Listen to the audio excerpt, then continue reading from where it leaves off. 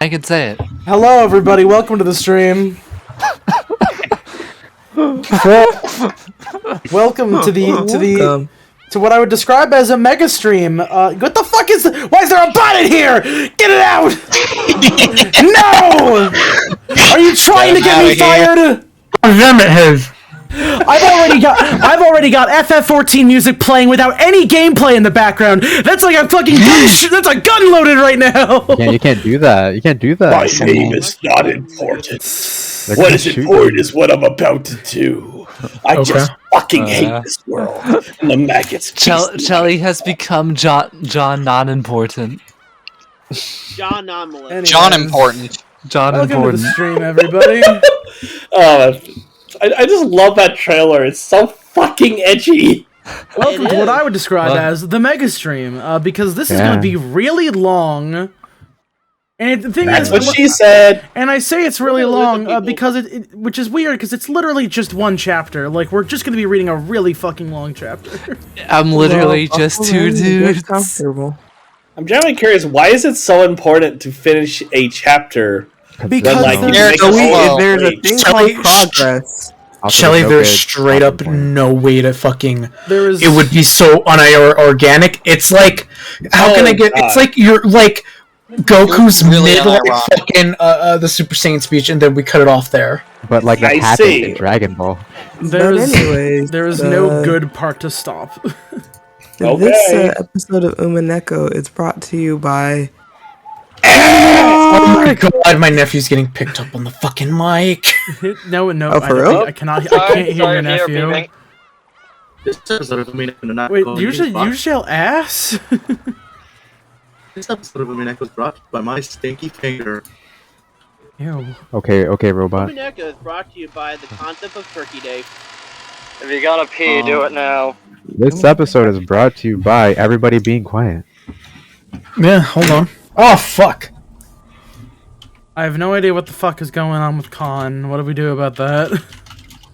I would consider waiting. Like, it's Friday night. Don't we?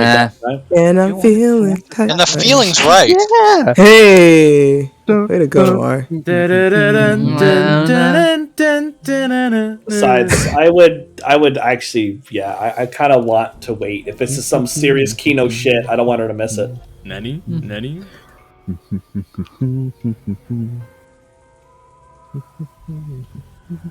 Mush. 4 weeks. Mushi mushi. You have any idea how long I've waited for this moment? Wait, what the? what was I typing? I don't even have one of those. Anyway. I've been waiting for this moment for so long. I don't even remember what song that is. But it's a good thing He's been waiting for his moment for all his life. Copy striked. I mean, I know that one, but I know that song really well. I don't think we'll get smooth and I'm groove. not allowed to sing that, or else you are getting copyright striked. Anyways, I have the time. Anyway, so long as we're waiting for Khan, I have the time to say something really funny. Hold on a second. It better actually be funny. You better not miss. I'm making sure that like this is. I'm making sure and seeing if this is actually okay. There's not like an insane amount of. All right, here. So really quickly, I'm gonna talk about a really funny piece of, I guess you could say, Higurashi fanfiction. That I forgot about. I was trying to find for the longest time, and it's on my Twitter feed. Just so happened to drag it back out. And his name. If you give me the moment to put it up on stream, just give me a second. Add the source. Hold on. He's bringing in the sauce. Here we go. Maibara Ethan, Higurashi Nanako Kuroni 2, The Return of the Curse, a Minecraft skin. Oh, when I think of cursed Higurashi fanfic, I think of this. No, you see, it's great, because he wrote an entire backstory for his Minecraft skin. Oh, wow. Yo, base. By the way, that link does have spoilers. If you have seen Higurashi, haven't seen it, do not click on that. Okay. Don't even look at it. In fact, it's evil. Don't look the at first chapter does not have spoilers. Why is his name Ethan? Ethan. Full name: Mayabara Ethan. Mayabara Ethan Keiichi. Age 16. Weapon: base bat. Same one that Keiichi used. Born USA. Was 16 when he moved to Hinamizawa. When leaved. Backstory: after the events of Higurashi Nakukoro or Keiichi, the parents decided to move from Hinamizawa to the USA. After a few years, they had a new son who was named Ethan and Keiichi in memory of their son. Wait, what? He dies? No, I mean, I guess in this guy's fucking fanfiction he does. They just called him Ethan Keiichi. When Ethan turned 16, his parents decided it was time to return to their town, Hinamizawa. I think the curse no longer exists. I really wanted, instead of saying he turned 16, I really wanted to say he turned Super Saiyan.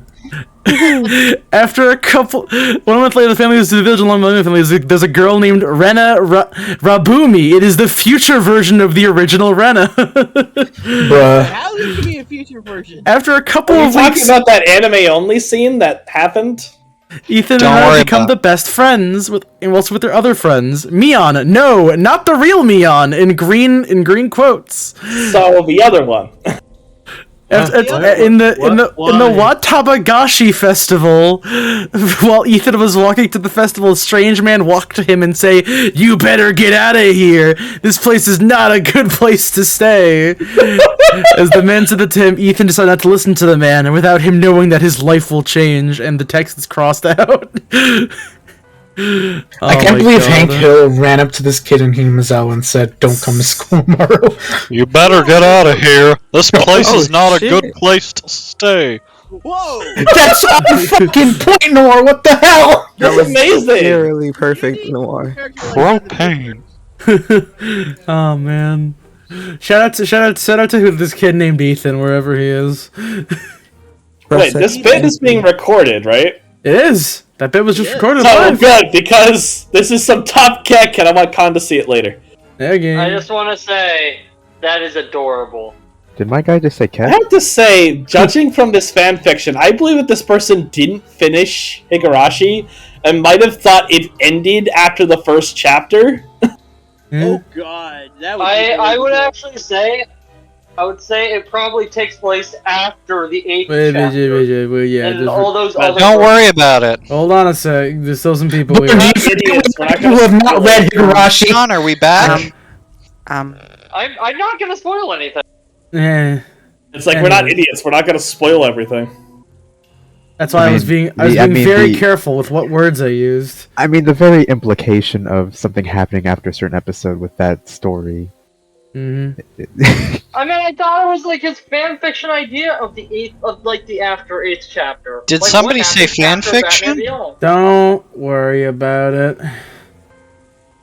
The only fanfiction that I ever did was a young child, and I went, wouldn't it be cool if, like, Goku was in Space Jam? I'm on in plan, and welcome to the jam. What a sweet summer child. Yeah. Oh man. Anyway, but yeah, I was just saying, like, the only fanfiction I had was apparently I made a Halo comic as a kid, and I've been told that it still exists. When I was a kid, I came up with the original idea of Spyro meets Crash Bandicoot, and it was called Crash Bash, and it was a fighting game. Therefore, all of the good ideas made from that were stolen from me, obviously. Nice. True. I don't remember if I wrote it down, but I did have Con ideas, still but isn't they've been here. lost. You should I don't say even yes, remember Lord. writing it, but I'm gonna apparently I wrote add a real really, quick. really edgy Twilight fanfiction when I was a kid. Really? Apparently, Con has to watch over her sister's kid. Oh, yeah. Give me the garbage. Give me the Thanksgiving weekend. Give me garbage. Give me the garbage. Give me the garbage. Wait, is Con watching over her Give me kids? the Right? garbage. No, not her kids. This is watching over her. She does not have kids. Her sister does. Oh, hands her son off. Her to me sister so I has can her watch him kids? for That's a few weird minutes. collection. Alright, so it sounds like Con is just passively observing right now. Because we can't really, like... I don't know how long it's going to take for her to watch over her sister's kid. So, I'll be there in a bit. I'm cooking up chicken and broccoli. In the meantime, we're gonna have some bisaka. Bisakai. Alright. I'm assuming that whatever, Con can catch up on like how many minutes she isn't here for. Let's just get right into it now. Of course, since the time of her birth, Jessica had been raised in this mansion. The atrophied Western-style house that the cousins called a mansion was her home. And she had never understood her cousin's feelings as much as she did today.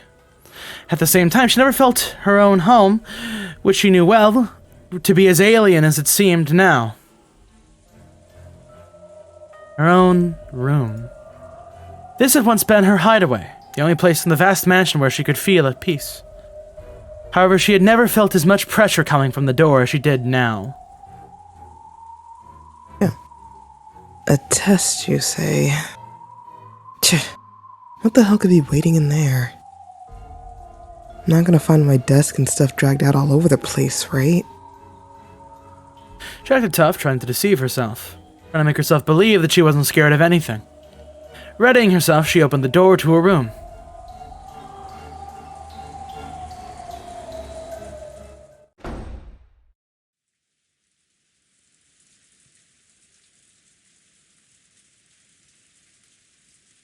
When she saw that, fortunately the room didn't appear to be messed up, she relaxed.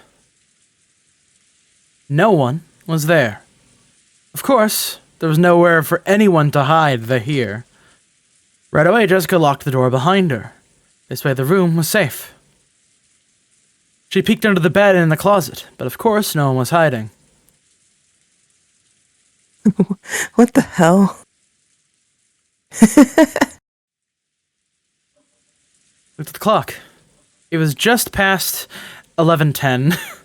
As her tension lessened and fatigue came back to her entire body, she realized how messed up this entire day had been. It was still about 11 o'clock. The plan had been for all the cousins to gather, have fun playing around, and talk animatedly about various things together in the night. Normally, we'd be doing that kind of thing right now.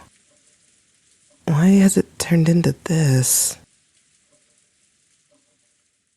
It's all that damn geezer's fault. How could he do that? To Mom. To everyone. She shook her head back and forth with anger and sadness. But there was no one here to direct those emotions at. Because of that look, the entire room's security was guaranteed.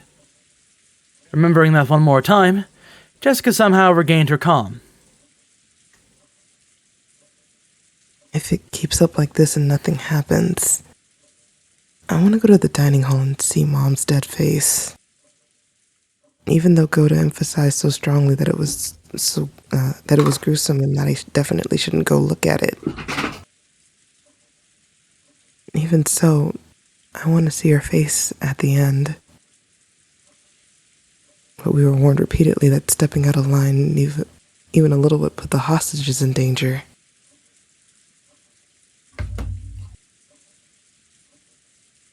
Could it be that locking the door was also against the rules? If I close myself up in here, I alone might be saved. But if I don't open it, it'll surely be against the rules. And Dad, Canon-kun, Shannon, Aunt Kyrie, and Dr. Nanjo will be killed. There's no way the scales will balance out between 5 lives and my own life.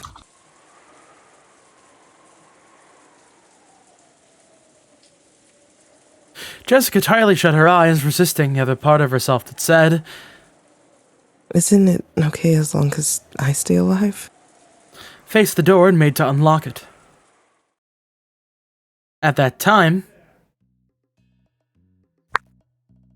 I'm not sure how well claps are going to get caught. Yeah, there you go. He's doing it. There you go.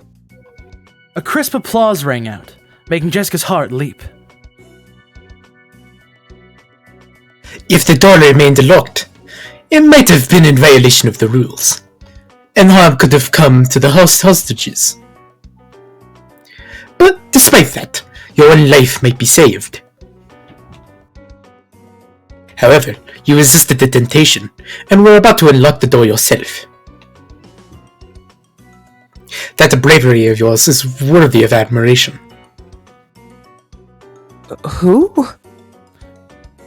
I, the owner of this room, searched everywhere a human could have been hiding. Where did this man come from? There is nowhere for a human to hide. But could something non-human have managed it?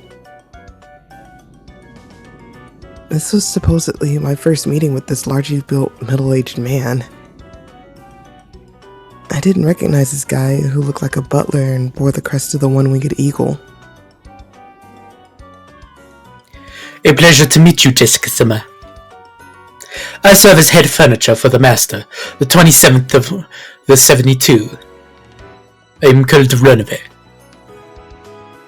Runoe? Genji-san? Ah, yes. Genji is like my little brother. Or perhaps he was my true form while in this world. You might even say he was my vessel. What is this guy saying? Oh, my apologies. This is not something a human would be able to understand. Oh, well then. Let us move on to the main event. So this... it's that test or whatever that damn geezer talked about. Correct. This is the test that the master has granted you, Jessica-sama.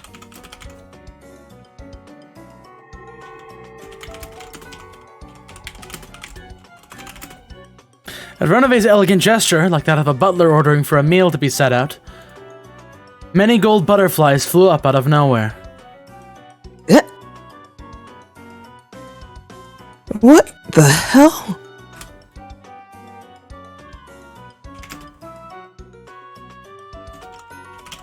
At the cloud of gold butterflies spun around in a small swirl, they gathered in one place.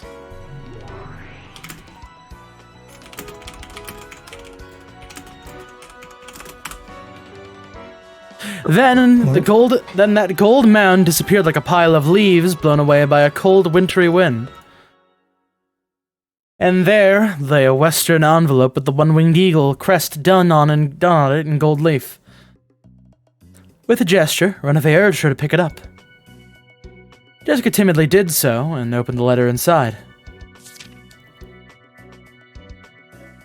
What's this?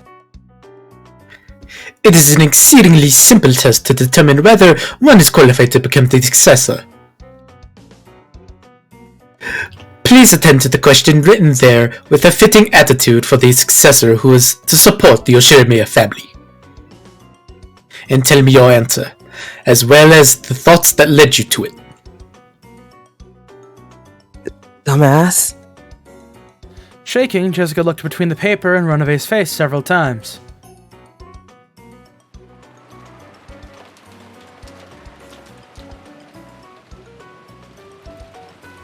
At that time, George, who had been called out after Jessica, could be seen in the arbor of the rose garden. If things had gone normally, he planned to give Shannon the ring that would be proof of their engagement.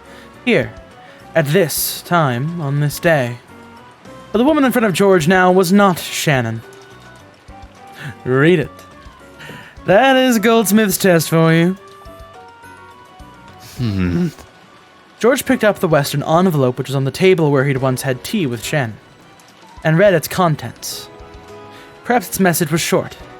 After glancing at it, George's eyes grew sharp. What's this? What's this supposed to be? It is as you see. This is the test given you to see if you're qualified to be the successor. As you ask yourself whether you truly are so qualified, answer that question. What a stupid question. That's right. It really is a stupid question. Doesn't that mean the Yoshirimiya family's inheritance is also something on that level in Goldsmith's eyes? George lowered his eyes to the surface of the letter once again, examining its contents.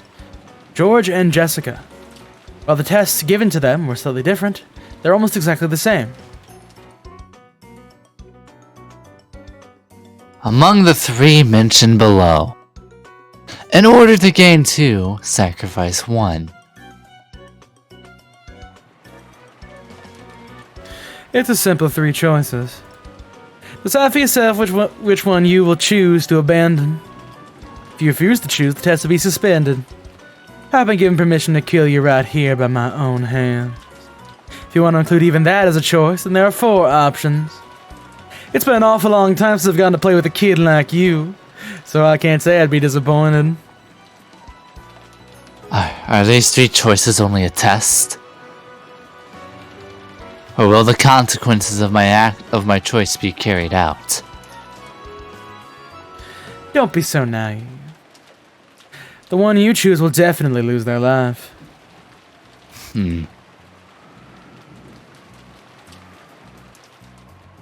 Among the 3 mentioned below, in order to gain 2, sacrifice 1.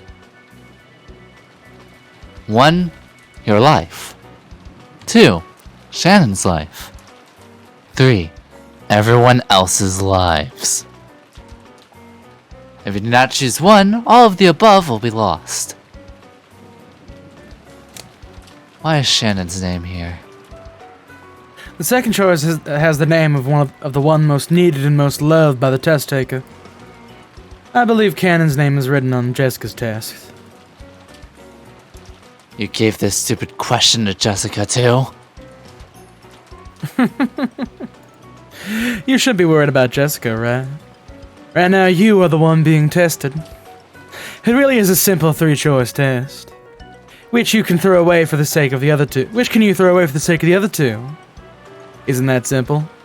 If you still can't decide, would you like me to lend you a coin? A coin? How would you choose between 3 options with something that only has 2 sides? No one will throw away their own life. So there remains 2 choices that will leave you standing. You'll give up on everyone for the sake of the one you love. Or you'll give up on the one person you love so that you can save as many people as possible.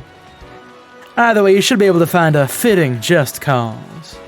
After all, this Rokenjima is now a demon island. The sentimental relationship of the human world unnecessary here. No one will blame you. Do as your heart desires. And ask yourself whether you're qualified to succeed the Assure Me a Family headship.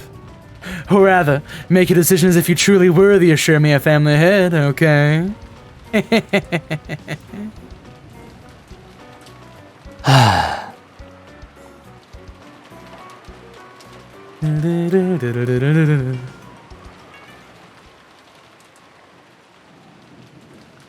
Fuck you guys mocking me like this.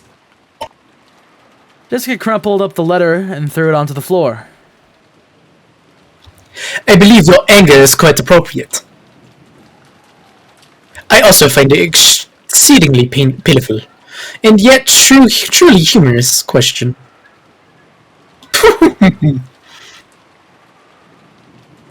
Did anyone wish to die themselves? And how could anyone want to remain alive after abandoning the life of the one they love? And how could anyone massacre everyone else as long as it was good for the 2 of them? No, Jessica-sama. Such a person could exist. This is Rokenjima, the Demon Island. It is now completely cut off from the human world and fully immersed in the spirit world like cheese fondue. Values of the human world get taken out with the trash. So please, rank the things you desire from the bottom of your heart. Whatever remains will become a fitting answer for you in this insane evening. Screw you! How could I choose any of these? If you do not choose one, all of the above will be lost. Also, makes for a fine 4th option. Even choosing that should give us an amusing show. But since that choice will result in your loss of your life, in the end, I believe it would be well more wise to be pure and choose the first one, your life, so that the other two will be saved. Everything has been entrusted to your decision, Jessica-sama. Please, let me hear an answer on the conviction fitting for the successor to the Yoshirimiya family headship. I, Runaway, am sincerely hoping for a wonderful answer fitting for the master's descendants who share his blood. Damn it!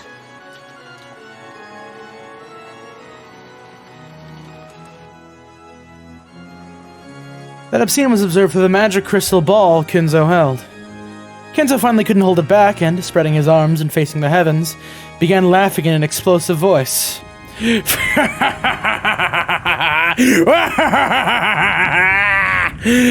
What are you wavering for, foolish grandchildren, my descendants? Isn't the problem so easy that you could answer right away? Isn't this a question that should cause you to waver less than whether to put butter or jam on your moaning toast? Do you people know the correct answer? He turned to face the Chiester sisters who had been waiting on him.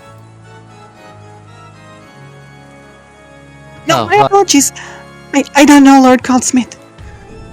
Fool! Not choosing at all means game over! You foolish rabbit, who cannot even choose a reason or a goal for even your own life. You aren't worth a single ant that anyone might step upon without even noticing. Die! Be crushed! Disappear faster than I can blink! And what of you? I would sacrifice the first one, your own life, sir. Weapons fight and die in battle. And weapons exist to destroy enemies and protect allies. Being able to protect those who love and then die is our own satisfaction, sir. Oh, what the fuck? Oh! A truly splendid model answer for a weapon. The immediate reply is very nice. So, have you been raised to think that you'll be given an extra carrot for answering that way? That's wrong, see? Even that is wrong, see? Answering that way when you are asked is nothing more than giving the answer you have been indoctrinated with. You are the same as that other rabbit second ago. You still live without having chosen a purpose or goal to strive for. You filth that doesn't deserve to live. You do well to be crushed and be used as fodder for the livestock. Yes, sir. Animal fodder would be an honor, sir.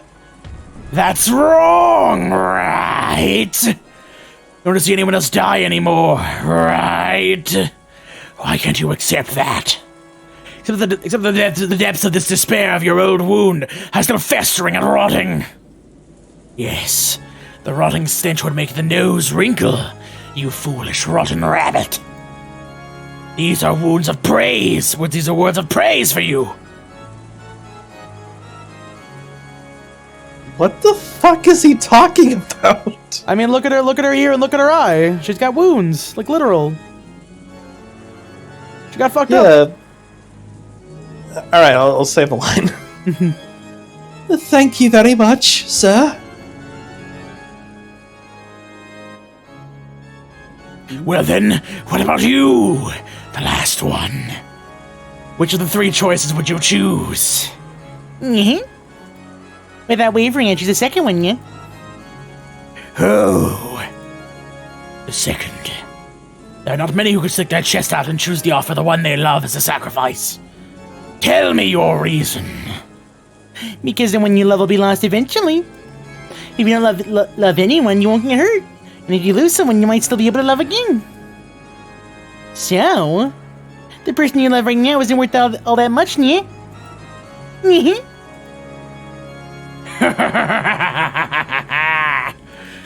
I see. So that is why you reached such an answer. You rabbit who has become cowardly from pain caused by love. I have heard that rabbits can die from loneliness. But just when was it that your heart was killed? Then, rabbit, I shall answer the question. Why don't I change the second option to not the one you love, but the memories of the one that you loved? How is that? Can you still select that one?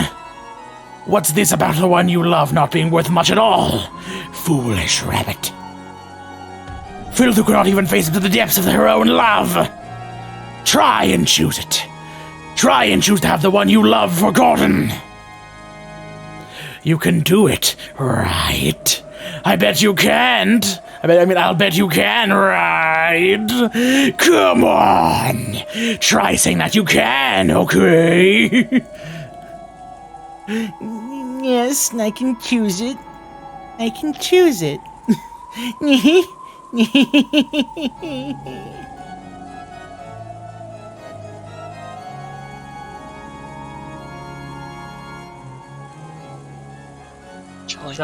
Skeleton. Oh no. Oh no. Oh no. Yep. Lord Goldsmith.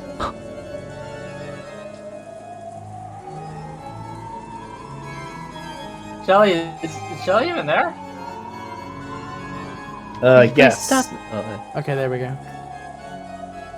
Lord Goldsmith, please stop this!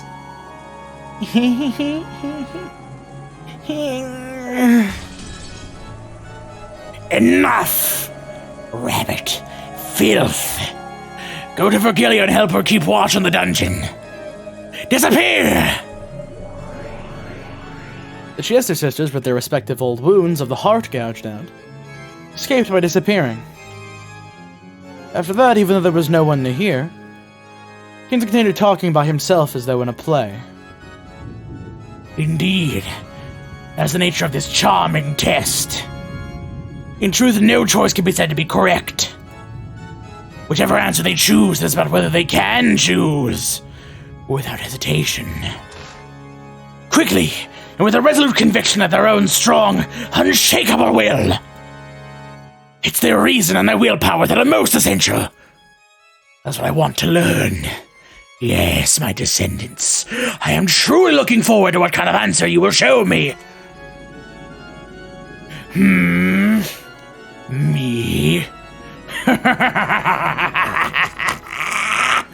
Yes, of course, I wanted the same question thrust upon me. Because I splendidly answered that devil's question, they'll obtain gold and honor, and that which is my passion. What answer did I choose? Do you really need me to say it out loud?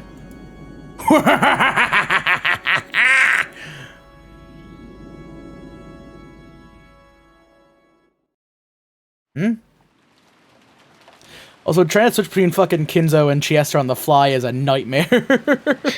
I bet. Well then. Have you nearly decided on your answer?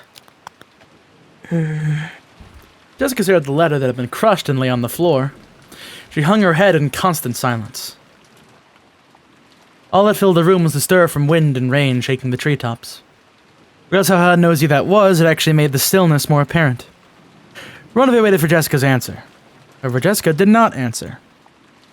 Whether she was still lost deep in thought or had stopped thinking, Runaway couldn't tell. No, you might actually have known. But cruelly, like a demon, Runaway urged Jessica to voice it. If you cannot choose any, I can at least bring you peace without pain, but...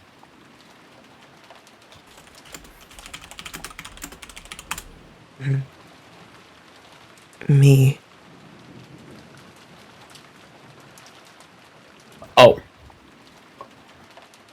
How do we sum up what the fuck happened in the past couple minutes? Alright, Colin, let me get...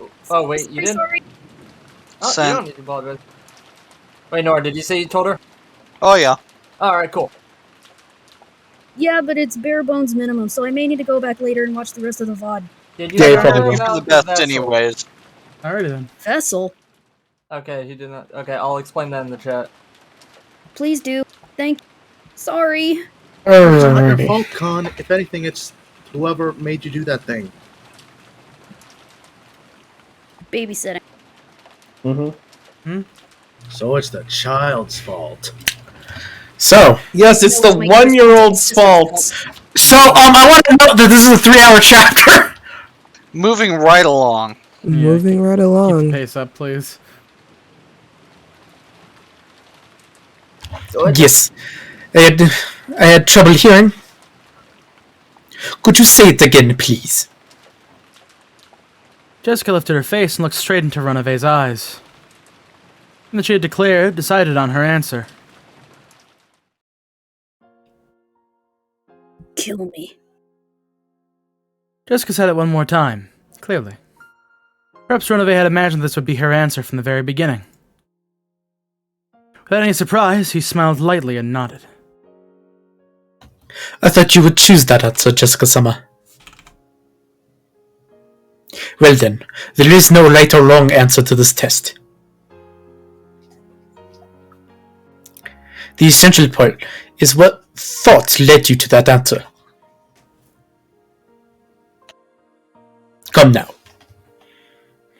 Please answer with the fitting attitude of the successor.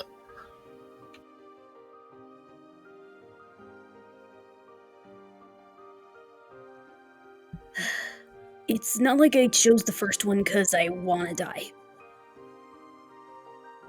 The second one was letting Canon-kun die.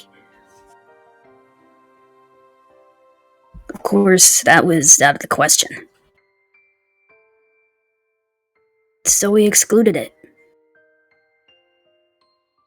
The third one was everyone else's lives. Of course, that was also out of the question. So we excluded it. After that, only the first choice remained. Process of elimination it is. So, it was not something you chose proactively. After chuckling slightly, Runaway dropped his gaze. A human couldn't even imagine what answer a demon would have been expecting. All she could understand was that this was apparently slightly below Runaway's expectations. That answer is neither bad nor good. 60%, I believe you would call it. I'm a little disappointed.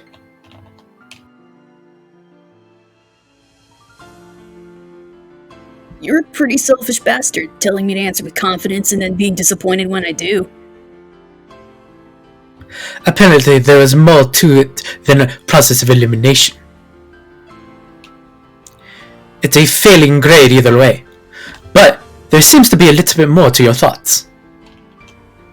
Allow me to ask.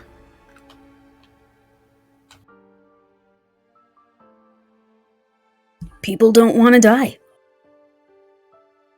So no one would want to choose the first option.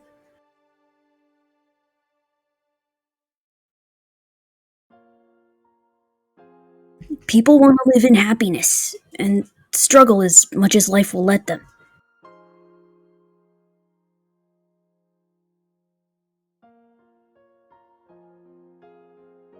So normally, the first choice should be impossible from the beginning. However, you took the first choice. You chose to throw away your own life. Only that choice remained to you.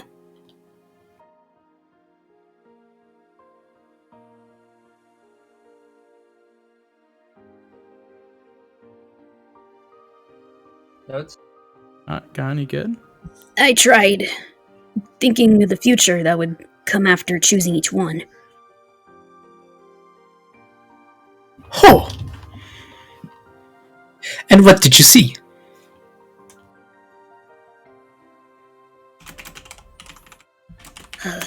First, I tried letting Canon-kun die. I try to imagine the rest of my life after having abandoned the one I love. What kind of life was it? It was a horrible woman who didn't deserve to live. A shabby woman who always lamented her own decision and lived only to regret. I could never forgive a horrible woman who'd choose to live and abandon the person she loved. I put an end to her myself.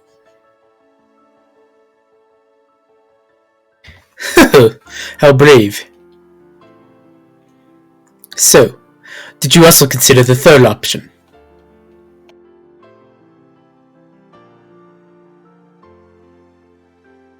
Yeah. I tried letting everyone but me and Canon-kun die. There's no way Canon-kun would like me if I did that. So again, even with Canon-kun, I was forced to bear the cross of abandoning so many people. And even Canon-kun was forced to bear it. I'm not gonna make a foolish choice that leaves Canon-kun bearing that cross. I wouldn't be able to forgive a future who did something like that. I put an end to that woman myself too. Jessica had pictured it in her mind. The future her beyond each of these three choices. There were three Jessicas. The three, two had regrets. Only one could hold her head high and smile at Canon. You know, I once had the nerve to preach something to Canon-kun. Something about trying to live life to the fullest. Live your life to the fullest. Meaningful words. It's a surprisingly difficult thing to do. So yeah. I've got to stand proud and show Canon-kun. Show him how to live by holding your head high and looking straight to the sun with a full smile. Will Canon be able to accept your self-sacrifice? Haven't you thought that your selfish decision might hurt him more than necessary? That's why I want to leave a message. Oh. I will listen, but I am a demon after all. I may not keep my promises, you see. Keep it. Your promise.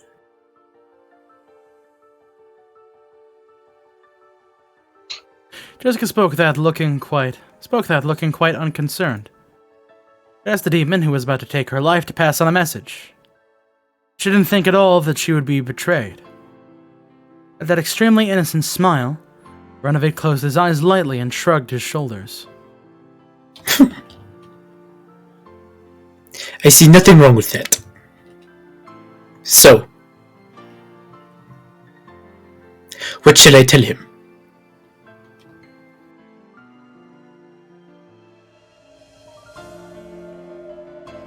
Tell Canon-kun to live his life to the fullest.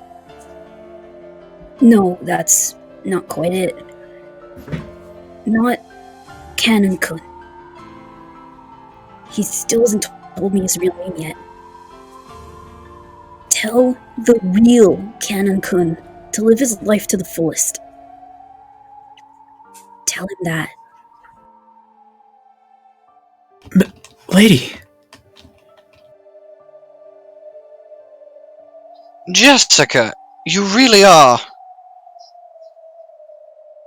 Ronave is fickle, so he might not have passed the message on. You certainly are fortunate to have me here showing you this scene. A musty three-sided mirror was set beyond the bars.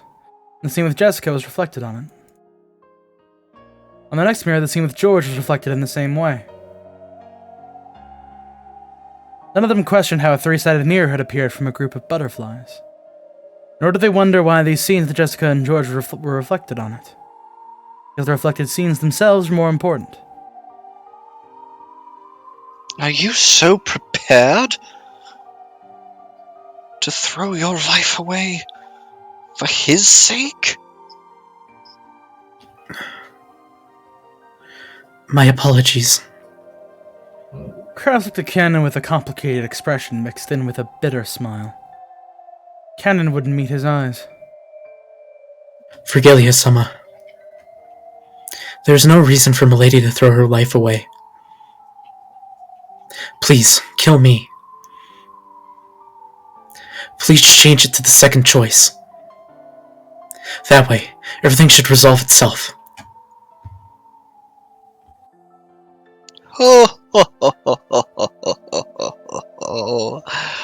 I'm not capable of granting that wish. After all, this is Jessica's own decision, which she herself chose.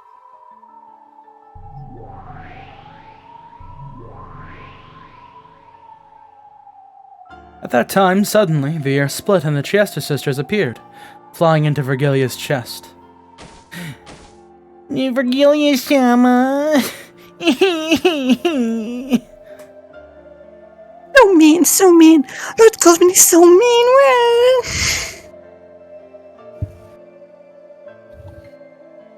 Shelly? Shelly? I'm doing the best I can. Crushing me for animal fodder? That's just too mean. Ooh. Jesus Christ. Vergilia, who still... Vergilia, who still didn't have a clue what was going on, was mobbed by the sobbing Chester sisters. There. Everything's alright, don't cry. I'll make you some delicious tea. I'm leaving it up to you all to guard this place. If they do anything suspicious, inform me immediately. The goat attendants all face each other, nodding their heads. Vergilia took the Chester sisters and left. The sound of them going up the stairs could be heard, so they had probably gone to an upper floor.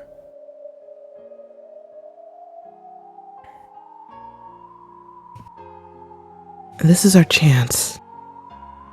Looks like these goat heads are morons. I wonder if we can trick them.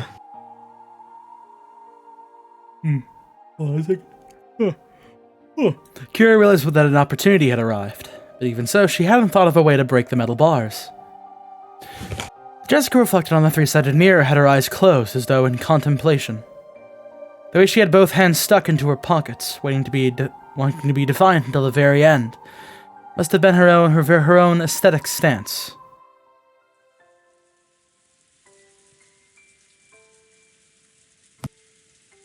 That's all I have to say. Kill me. Understood. Well then. Fear not, for I shall make your death more gentle and merciful than any sleep.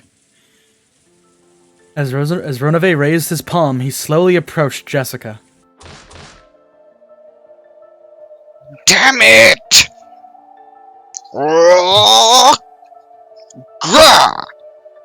Realizing that his daughter was about to be killed, Cross went half mad and reportedly body slammed the metal bars. Who's reporting? I don't know. Was that actually the wording? Repeatedly. Whoops. The goats looked like they were sneering at how a mere human didn't stand a chance at breaking those bars. Krause's pointless efforts certainly may have been comical. But Krause was giving it everything that he had. He was now living with all he had as Jessica's father, so that he could save her. Cannon made tight fists with both his hands. If he used his cursed power, he might be able to cut through even metal bars. But there were a full 3 goats. There was no way he could defeat 3 of them in an instant. It would instantly be reported, and then even Virgilia and the Chesters would probably dash in. Reporting was the word actually used. Shut up. Even if he could break the bars, that would be the end of it. It was useless. Cannon already knew that the witch sneered at useless efforts like that. He could do nothing but stare at Krause's repeated body slams. George-sama. Shannon, who had been looking at the 3-sided mirror, raised her voice. When they looked, they could see George, who had been silent the whole time, lift his face. It seemed that George had also decided on an answer.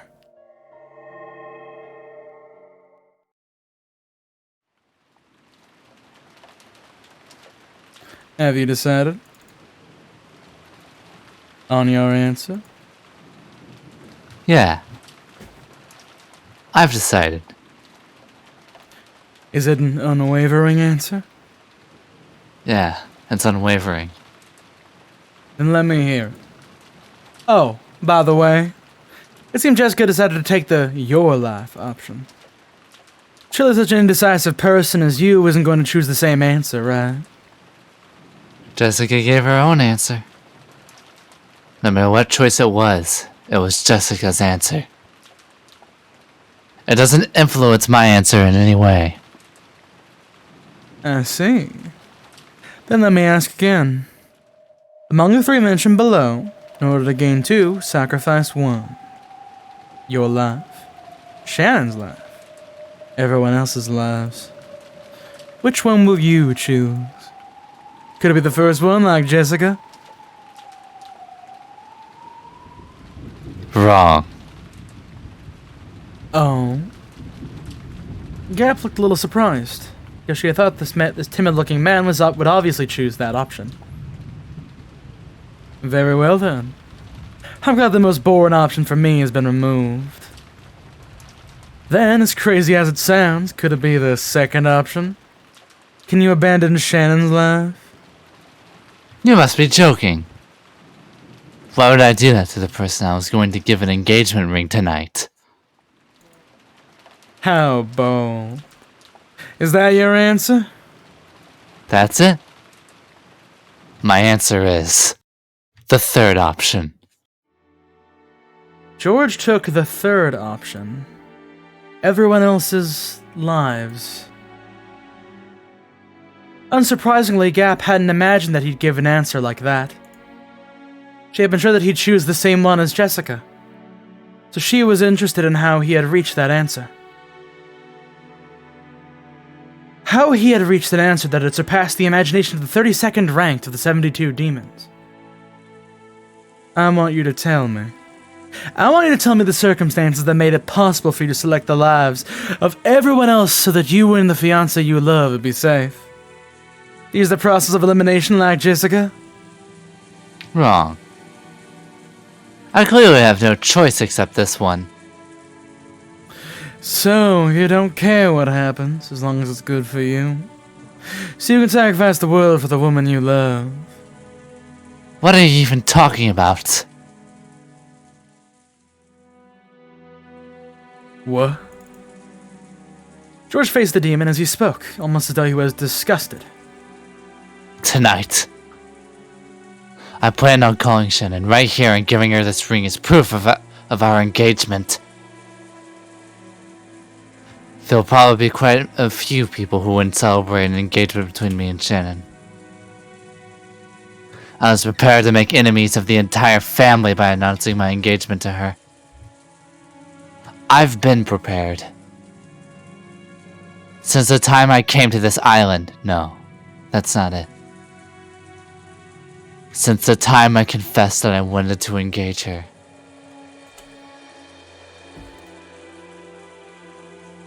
So, you can sacrifice everything else as long as you can get married.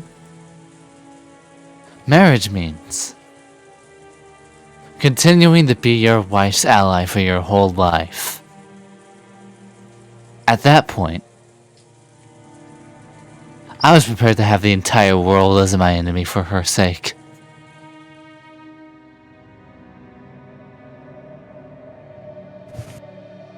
Those words, through the three-sided mirror, also reached Shannon's ears.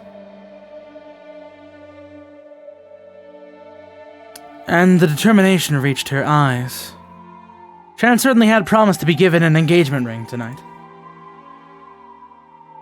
Then, this incident had occurred, and she hadn't been able to receive the ring. But now,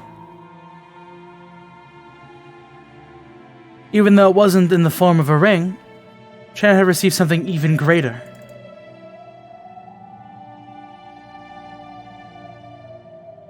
As proof of that, a single tear was with the same sparkle as a diamond, dripped down.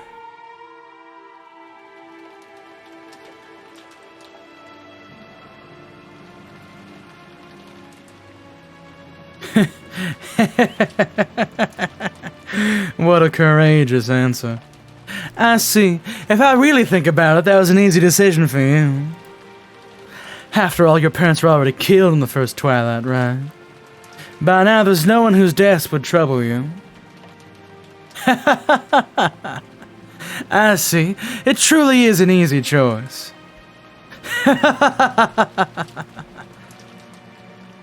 Say whatever you want.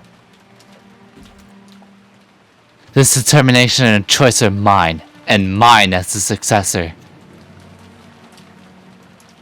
The sparkle in George's eye was brilliantly sharp.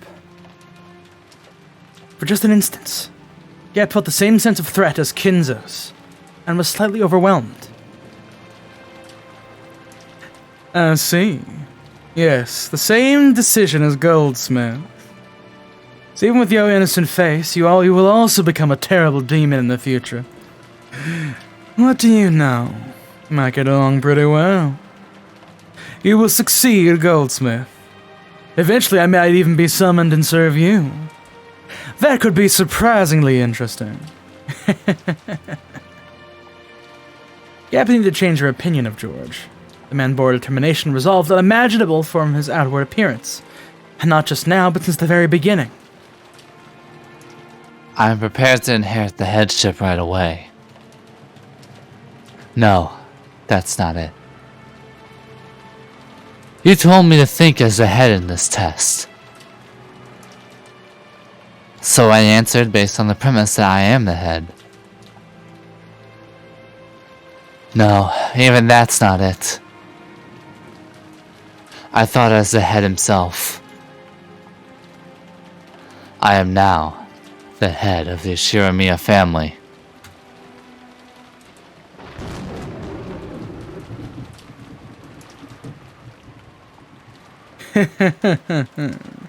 Splendid. I think you'll be able to go that far. It seems you truly are one to be reckoned with. Balor and Maria's tests remain, but I've got a good feeling that you'll pass. But only if that is your true, unexaggerated answer, you see. Do you doubt my resolve? Can you carry out the option you choose? Can you, right now, with your own hands, offer all the lives that exist on this island as sacrifices? By your own hand? I can. I've said I was prepared to do so several times. Then return to the guest house right away, and kill Balor and Maria. When that's done, I'll bring you the other hostages. Execute each of them except Shannon before her eyes. You can do it, right? I can. My resolve is on a whole different level from yours. Then carry it out. Death for them all. Complete this bloodstained ceremony as the new Shiramiya family head. Understood. I'll carry it out. I'm already the Shiramiya family head. Yes, that's right. Stain the throne red by your own hands. You'll become the king of the spirit world who controls the demons. Gap was convinced. This man truly was fitting to succeed Kinzo's madness.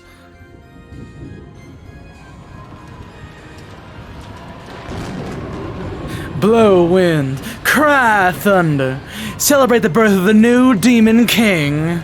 The demon island has now welcomed its new lord. Once the demon's call, the tempest raged more and more. Then a massive lightning bolt fell, its tearing thunder and brilliant light giving the sensation of a moment of silence.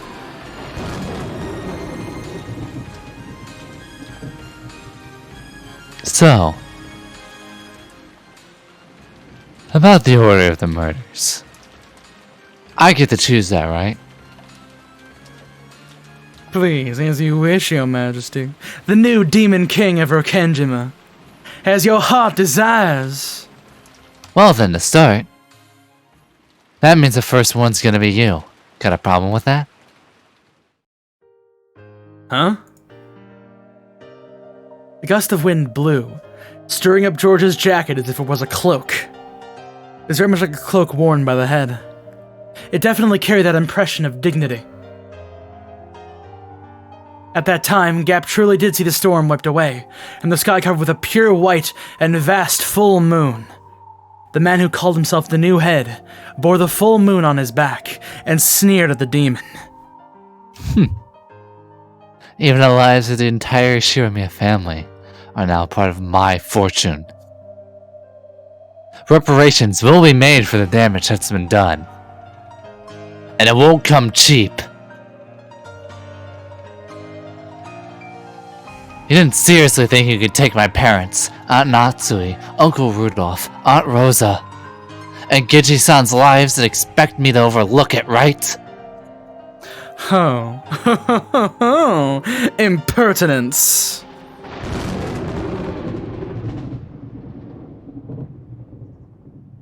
Runaway was trying to press his palms against Jessica's chest and stop her heart.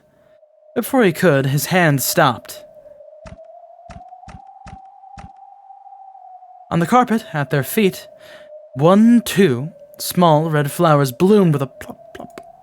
The seed of these flowers was way up high, piercing into the heavens, on Jessica's fist. Runaway's nose was stained red with spewing blood, and those drops had been dripping onto the carpet.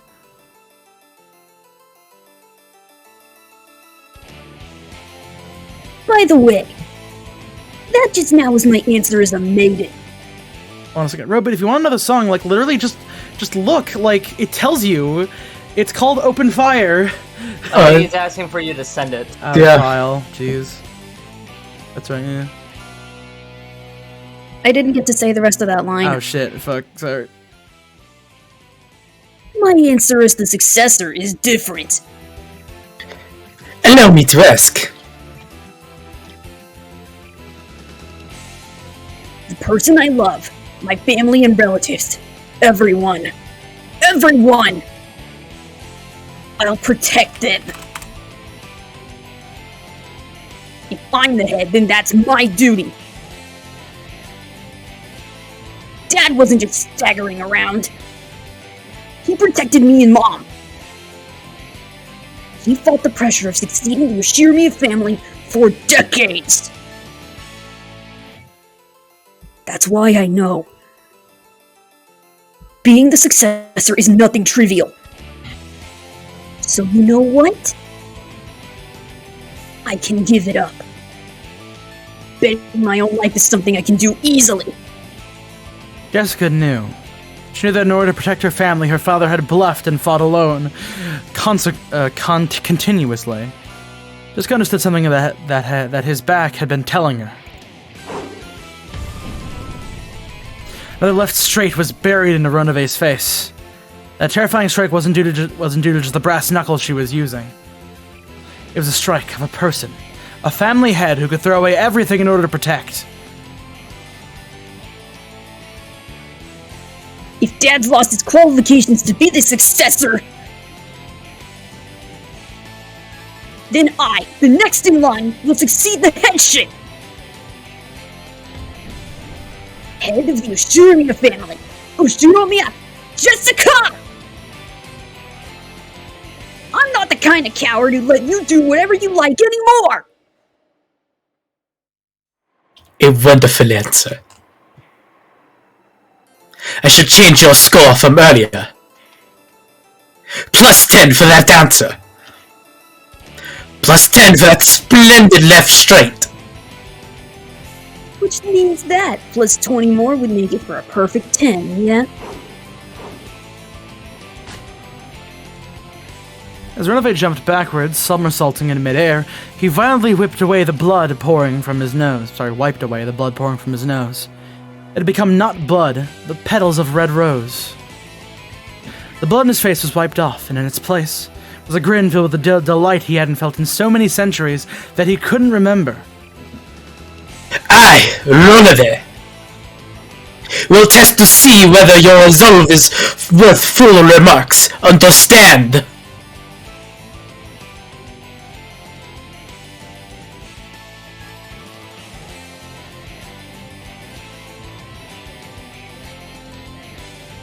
Shut up! Shut up! Come at me!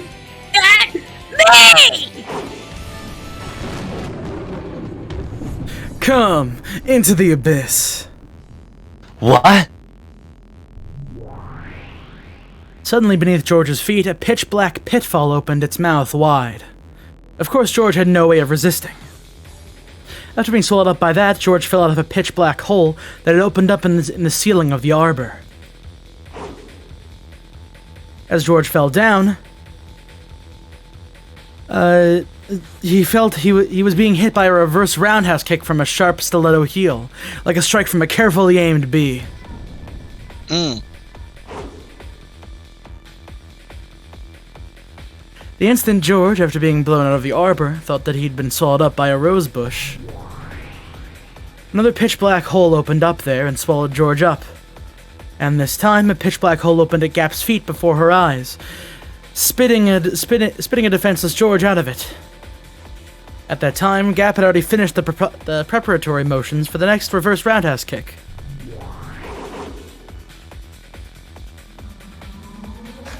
What is this? Welcome back. Oh god. Right side of the head, below the right armpit, side of the right knee. As Gap danced and spun like a small cyclone, she kept hitting him, left foot, right foot, left foot, right foot, with successive roundhouse kicks.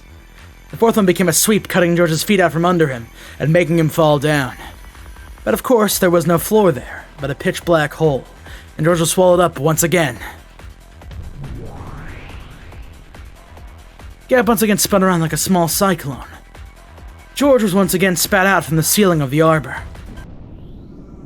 Take this and reflect. The abyss ends with a single strike. Die!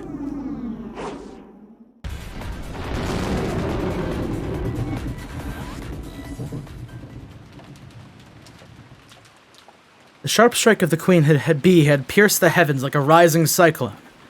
It kicked through George's lower chest as he fell from the ceiling. And then time froze. George was pinned in midair by Gap's raised leg.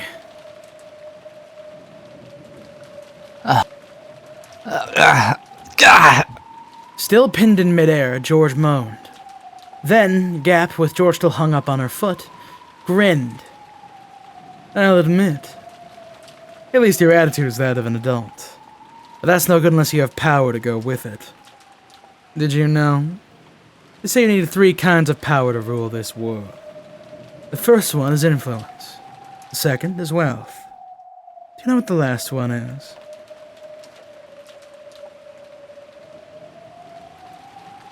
Oh, I read it in a book. Force, right? Correct. And that's what you're lacking. Gap finally released George. She kicked upwards one more time, changing into another roundhouse kick and knocking him into a pillar.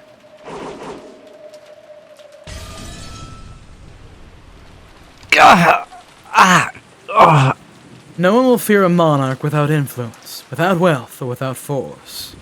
Kenzo possessed all 3 of those. That's why he resigned as a tyrant. Reigned as a tyrant.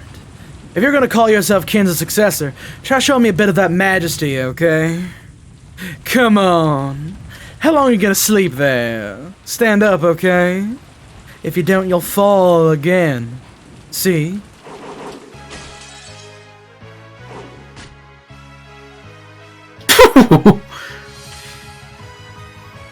Not bad movements. But I feel they are slightly unfitting for a lady.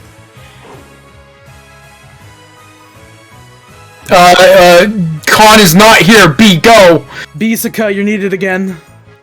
Bastard! Swing around all over the place. Aren't you gonna strike back? Don't take me lightly, you fucking bastard! Runaway dodged skillfully, jumped back and avoided Jessica's fist. But he still didn't strike back himself. Because of his dodge, that was as rapid as a fluttering flag blown by strong winds, Jessica's fist wasn't even able to touch him. Amidst the sensation of her own blood was boiling, Jessica regained her offensive composure. Even though this room was large for a bedroom, it was a very cramped place to keep up such an exaggerated dodges in for long. She calmly realized that and started using not just her fists, but her legs as well. Who? Boxing with just your arms makes you but half a fighter. Your arms must be like the hot roll of a lion, and your legs must be like the cold snake closing in on its prey. Snakes don't have legs! Yes. True. Jessica began cornering Runaway toward the wall with perfect footwork. She didn't let him get around her. Runaway's magnificent dodges looked flashy, but they needed a large footing. Once cornered, he wouldn't be able to dodge anymore. Jessica knew the characteristics of her weapon, the brass knuckles, very well. This powerful weapon's most notable characteristic was how it didn't give the opponent a chance to defend. Even if they blocked with their arm would receive direct damage. If it hit the wrong way, it might even break the bone. So she cornered him. With this fist, she'd whittle away at this demon who'd lost any way to escape. Whoops! Oh, wounded. Looks like I finally cornered you, right? Where's everyone being held? Where's that damn geezer? You tell me everything and I'll let you off with nothing more than a plucking of that mustache. Nothing more than plucking that mustache off. Got it? That would be a problem. It does take me an hour every morning to set it. Once you're in a cast, you won't be able to do that, right? Whoops!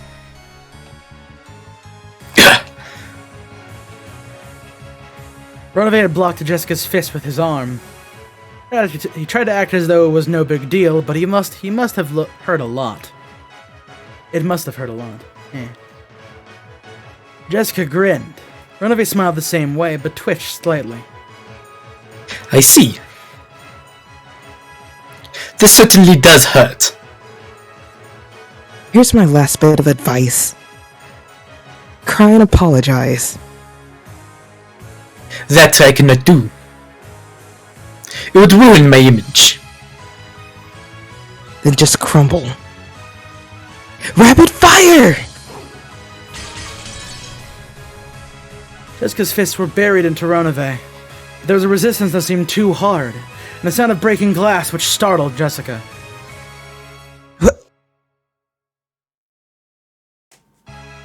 At a glance, it looked like Runaway had just caught Jessica's fist with his palm. That wasn't quite true. Runaway Have you heard God?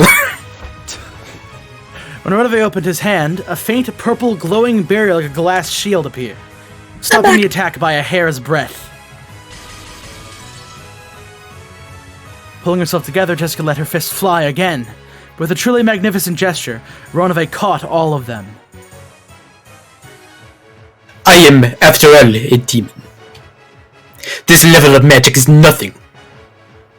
Even so, you aren't bad at all. If I were a human, I would probably resign right there. Because I am a demon, I can still continue to fight. What are you trying to pull? Is this the end? Are you simply going to attack all the time, while neglecting your defenses? Huh?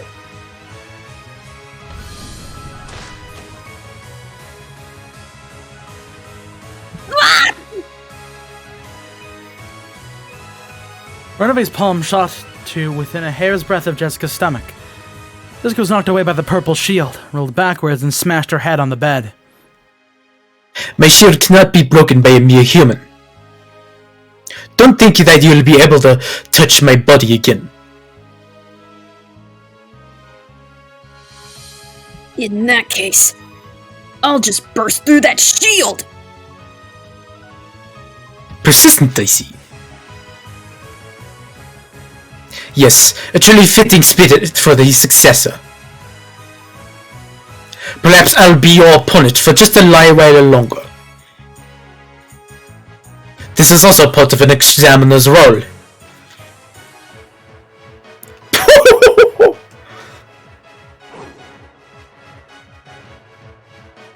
Break! Ah!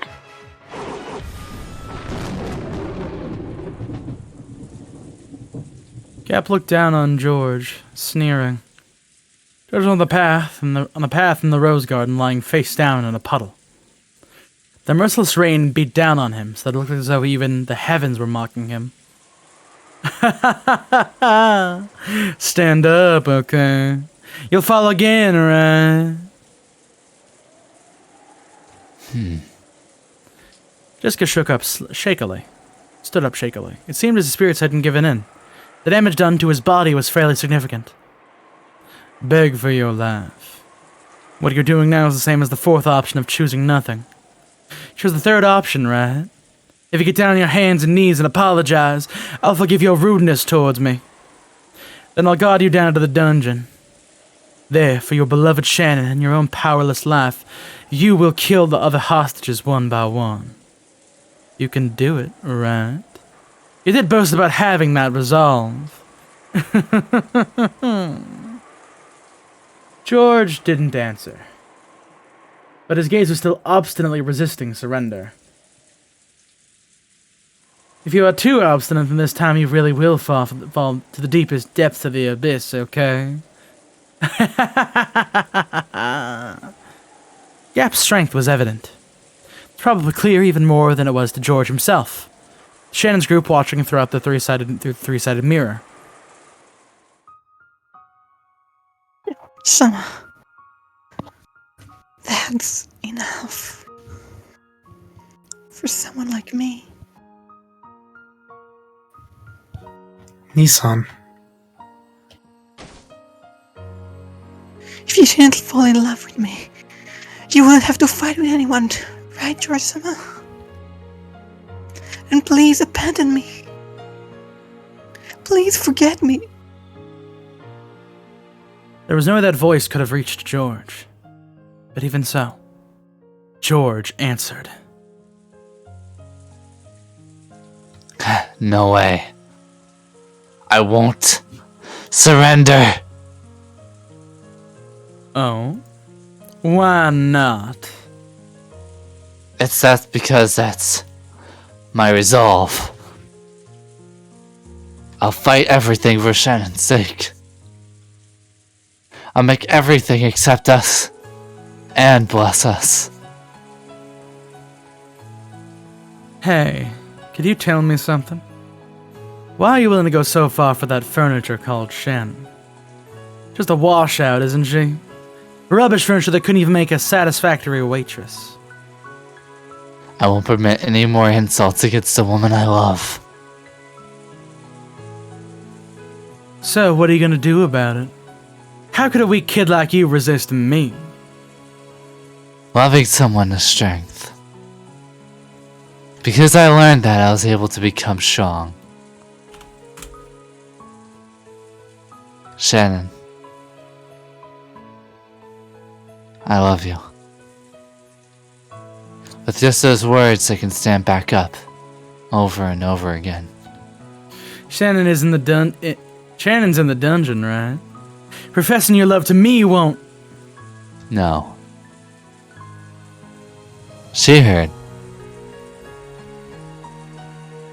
That's because it's love. Shannon can hear my words right now. The reason why I can believe in that, is because of love. You? Shannon, you aren't furniture. Even if you are furniture, you're mine alone. The only one for me in the world. I want you to be closer to me as long as we live. I need you for all eternity. George.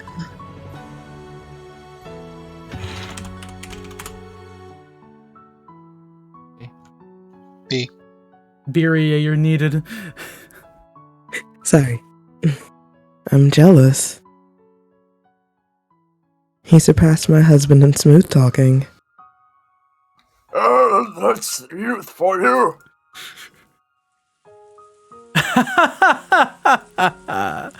The strength of love. What? Huh? What? You got that during the laugh. The strength of love. Then why are you so weak, boy? Does that weakness mean your love is also that weak? Even your love for your fiancé is weak.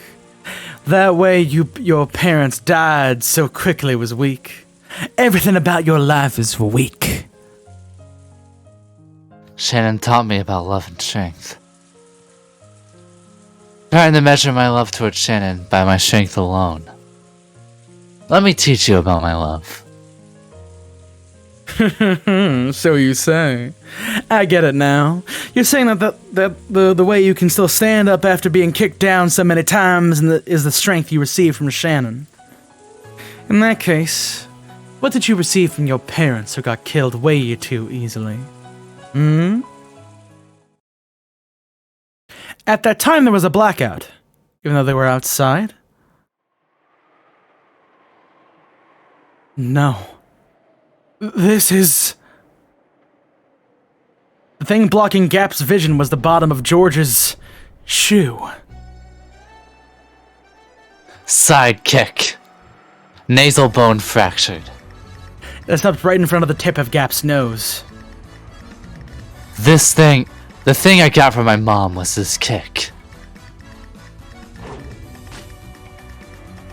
Several moments after, Gap jumped back. Of course, that was too late. If George hadn't stopped, he would probably have caused the damage he'd announced. And what I got from Dad is fortitude. Anger with a low boiling point isn't something to be truly feared. True anger is disciplined by fortitude. I recognize your violent method of declaring your intentions. I also see that you've also slandered my fiancé and parents' honor. And you have no intention of taking back what you said, yes? You... I now understand your attacks more than enough. So maybe it's about time. Time to start fighting back. Quit prattling, foolish boy. A pitch-black hole opened its mouth at George's feet. But George rapidly opened his legs, straddling the hole. That same move won't work again. It was an extremely smooth dodge, and the upper part of his body didn't even quiver. Fortitude means calmly analyzing how your opponent will act, instead of losing your cool. Why? Isn't it obvious? Can't you guess? No, I can't.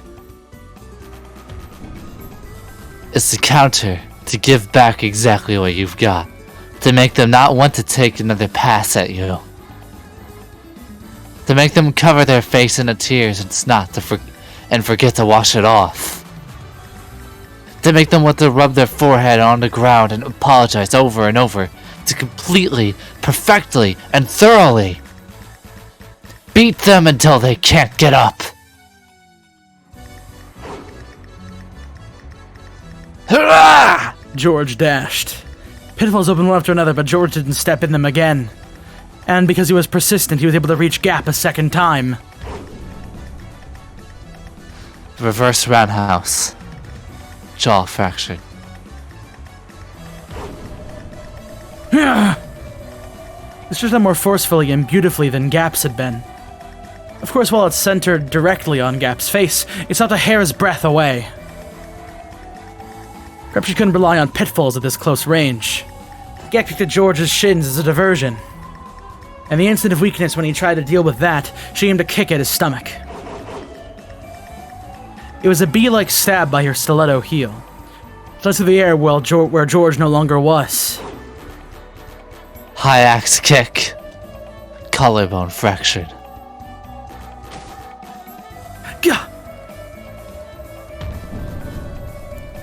By Gap's side, George calmly announced that, his foot still raised. If that monarch's heel had swung down, a collarbone fracture would have probably been the least of her worries. This guy's stronger than me? At close range? I need distance! She jumped backward to open a large gap between them. She jumped and jumped and leapt and even flipped in midair, increasing that distance. It should have been magnificent, but for some reason it was very similar to the movement of a small, scared animal.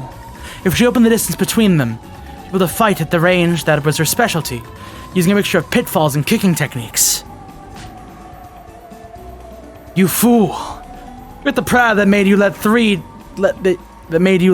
chances of defeating me slide, as you fall into the depths of the abyss. Huh?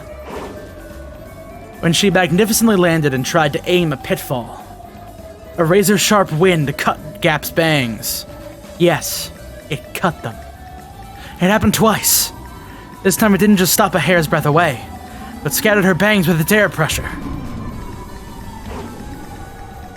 Armada con martello. The fundus of the eye fractured with the first strike. Cerebral contusion with the second strike. Gap was too shocked to speak. George had closed in over all the distance in an instant, letting off a fearsomely nimble mid-air double kick. Furthermore, with the accuracy and edge of a razor, it had cut nothing more than several of her bangs. I learned the power of kicks from karate. Speed from taekwondo. And freedom of range from capoeira. Mom was pretty fickle. But I've learned from studying various merits. Why don't you hit me? You weren't gonna say it's because I'm a woman, right? You spoke of force as a monarch's third power. Looks like you still misunderstand the meaning of that force. In this situation, force doesn't mean hastily wielded violence. It refers to deterrent, knowledge. If someone opposes the monarch, the person won't get away unharmed.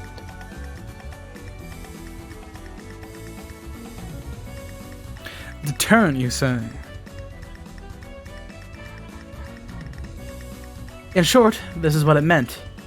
This was why all of George's attacks up until then had stopped a hair's breadth away. These bare misses, which were more difficult than hitting directly, had all been performed so splendidly.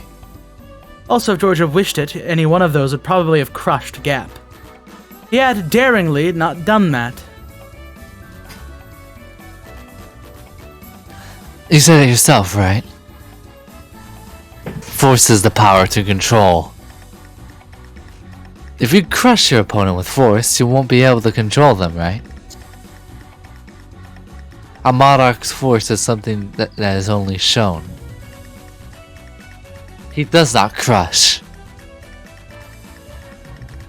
He makes others surrender and adds them to his own fortune. If you start blowing bubbles, I won't be able to make you guide me to where the hostages are. Gap had to admit it. He'd admit that George understood force in its truest sense. He'll take me to where everyone is. I would advise against resisting. I won't stop short next time. Sorry, Leah. Let me borrow your troops. This guy's too much for me to handle, for me alone to handle.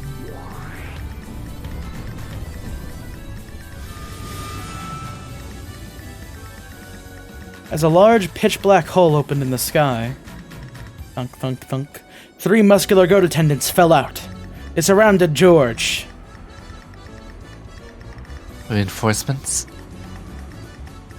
Should I take this to mean that you take back all of that about me being weak? I admit, I made light of your human power. That's wrong. This is the strength of a man who's experienced love.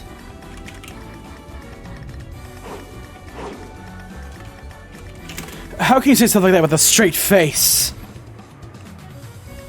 Come, goats! Crush this man and turn him into meatballs!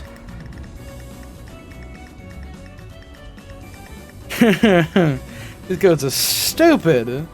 Doesn't look like they at least have power. I'll turn you into a corpse that even your fiancé won't be able to recognize. You refuse to surrender and intend to continue fighting. Understood. That from now on, you will receive real harm proportional to your own attacks. If you still plan on attacking me, prepare to sustain a great deal of damage. When George proclaimed that, a faint red magic circle rose up around him. And that George couldn't see it. However, Gap, being a demon, could. Magic? Why does this guy have a defensive barrier? It's also a counterattacking type. Is this what you meant by a deterrent? From a demon's perspective, that may have been magic. But in George's eyes, it was determination. It was a determination filled with certainty, which would be merciless to anyone who wished to fight anymore. And which would force them to prepare for a significant counterattack. Determination with certainty becomes magic.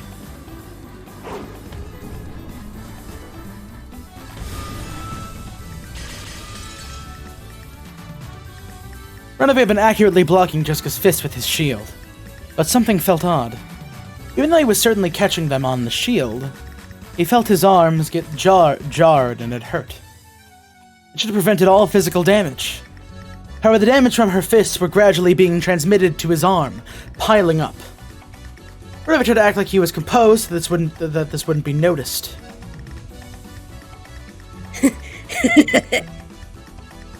I'm not gonna get worn out. What's wrong, old guy? Starting to get a little tough? No matter how you attack, it is useless. Why can't you understand that you cannot break my shield? I'm not gonna stop hitting you just because it won't break. No matter how hard someone's heart is, if you keep on talking to them little by little, it'll eventually start to crack! I believe it! I believe that useless effort doesn't exist in this world!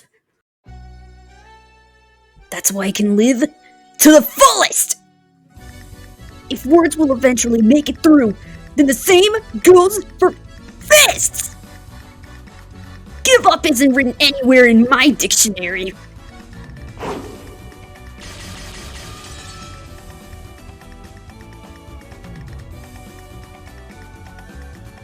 Those are probably aimed at Cannon. Cannon, who had seemed to reject Jessica's words. Jessica knew that, no matter how stubborn his heart was, those words would eventually soak through. She believed that they would surely reach his heart. The day would come when he would stop calling himself furniture and stop disparaging himself. That he'd step out into a new life. But Jessica didn't give up. She didn't lose heart.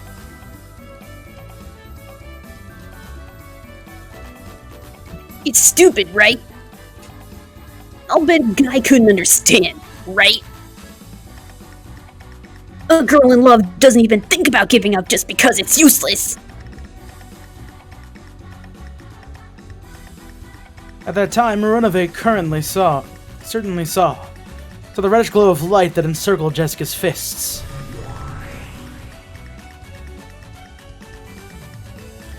This is not good.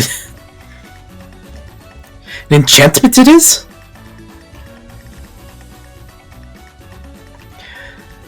This permeating upgrade. will be troublesome. Inside her unrelenting fist and determination dwelled the power to succeed no matter what. From a demon's perspective, that was magic. Determination with certainty becomes magic. See? Nothing useless about it. Looks like my fists are making it through. Guard your arm, old guy. It seems they will have to get a little more serious. It appears it is as you said. In this world, nothing is useless. That's right. If you give up because something's useless, that's when your life ends. You'll get through. You can be sure of that! I am an idiot, so this is the only way I can live. But even so, I'm sure I'll be able to teach Cannon about a new world someday! So I'm not gonna lose heart in a place like this! I'll definitely defeat you! And save everyone! Damn! Got to somehow open a hole! Ah! Kraus was repeating his useless efforts to somehow open a hole between the metal bars. Useless. Nothing is useless. There's nothing. Little goats had been swallowed up by those black pitfalls and disappeared. Now is their once-in-a-lifetime chance. This was their only chance to break the bars. Stop it! It's impossible, Crystal. There's nothing we can do with our bare hands. Let's look for a tool. Don't waste time on the impossible. If you give up because it's useless, then it's all over. That's what my daughter said. Even if my body won't fit, as long as a small person like Shannon or Cannon can make it through. Now that we've reached this point, action's more important than racking our brains. Let's work together. I'll do it too. Cannon-kun, you're a boy, aren't you? Lend a hand. Cannon-kun?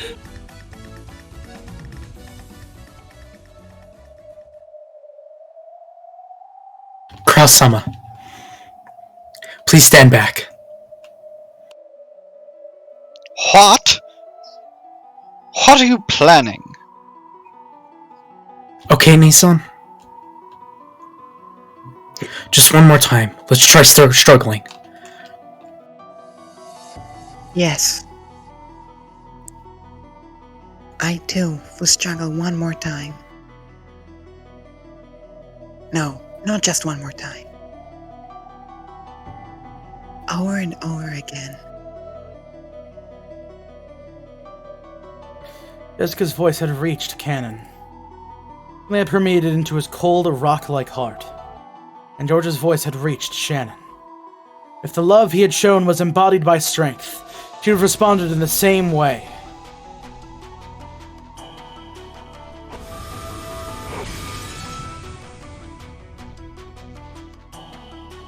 An incredible metal sound rang out. And in the first flash, several metal bars were severed horizontally. And in the next flash, they were severed horizontally again, causing many metal bars to clatter to the ground, like bamboo shoots cut by a sword. Kraus, Kyrie, and Nanja didn't even have a clue what had just happened. Dr. Nanjo, which way down the corridor goes to the mansion? Of course. And to the left. And then to the left. Scoutcrow-sama. Vegeta-sama will notice us any moment now. World are you guys? We are. Cannon hung his head a little and faltered, and then slapped his shoulder, smiled, and spoke. We're human. Vegeta-sama! Response from the Lucrative Web, it's a jailbreak! The code cards aren't there for some reason! What? Why? It's GAP, isn't it?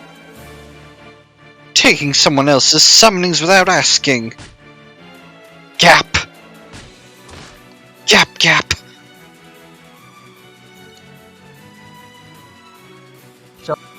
Yep. I'm here. Confirming battle regulations. Requesting permission to fire at escapees. Do it. Kill them! Key! Gap. Yeah! Understood. 45, 410, prepare for sniping pursuit combat. Ammo type, guided cluster rounds. Regalia-sama, an escape prevention barrier if you would. Ow. Yes, you're right. Ho. I won't let you escape from here. Ow, bit my tongue saying gap.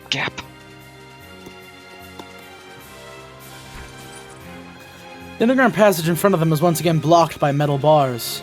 The door was, of course, locked. However, this was no problem for them now. Cannon, it's those metal bars again. We're counting on you. Yes, Kurosama.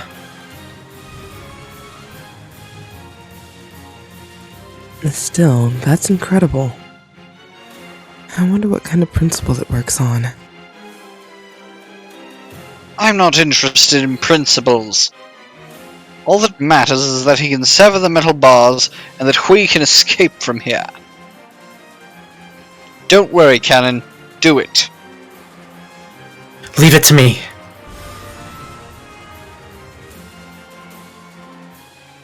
Cannon slices the metal bars again with his red curved blade. There's a harsh, strange noise and the metal bars only had a slight scratch. What's this? These are sturdy. Wrong. They're enchanted. It's one of Regalia-sama's magic locks. Can you cut through it? Of course. But it will take some time. We'll wait 3 minutes. After taking a deep breath and concentrating his mind, Cannon extended a red curved sword again. And pressed it hard against the metal bars. Sparks sprayed, almost as though he was melting through it with a burner.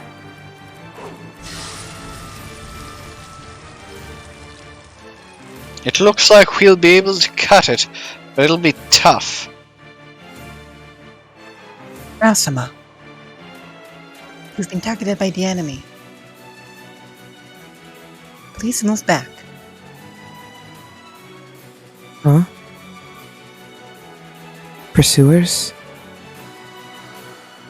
There's no one coming. Please get behind me. They're aiming for you.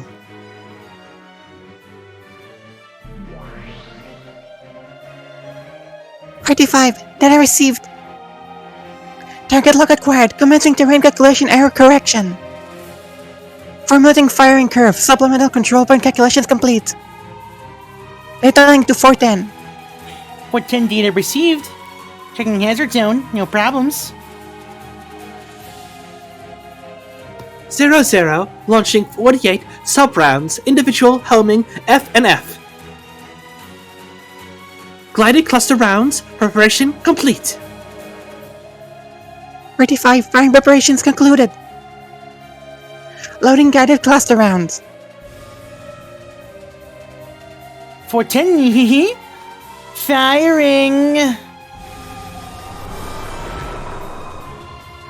A glinter that sparkled gold was fired, leaving a gold trail streaming behind. It drew a curve, went through the door, through the keyhole, down the stairs, toward the underground path at full speed. Oh fuck, Bones at the bathroom. I could do it if you want. You can't block the golden arrow with the shield.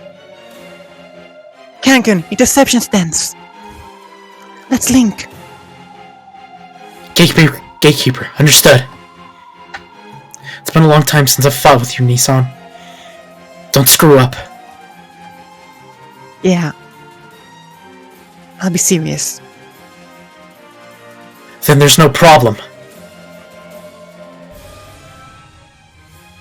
Cannon stopped cutting the bars and stood in front of Shannon. Behind him, Shannon closed her eyes, concentrating her mind deep into the darkness of the underground path.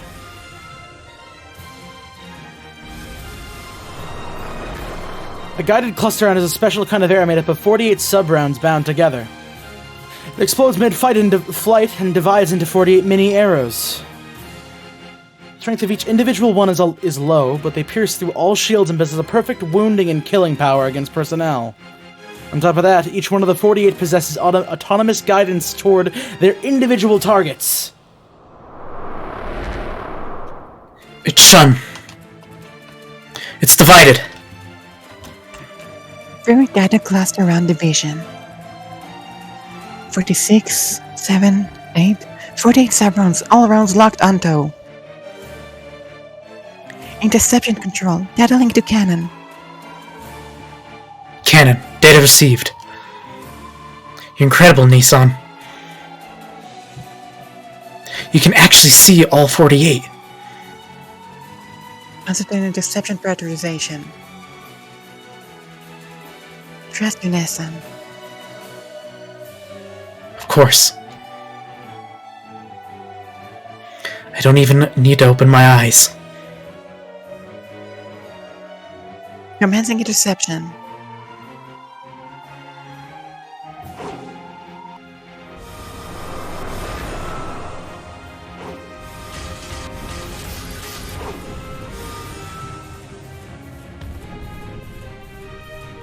Alright, unharmed! It was intercepted! Yeah! All 48 of them! Ho ho ho ho. After all, Shannon and Cannon were originally a furniture pair. They're strong when they're together. Ow, ow, ow, ow, ow. Is this gonna become a mouth ulcer or something? Ugh.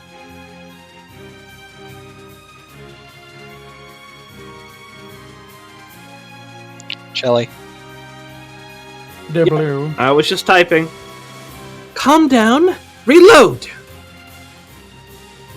Updating ammo type.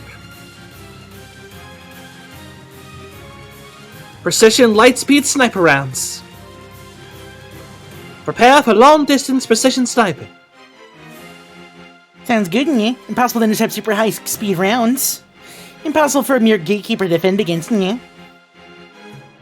Range sniping. Roger that. Commencing collection of precision firing use data. What in the world was that just now?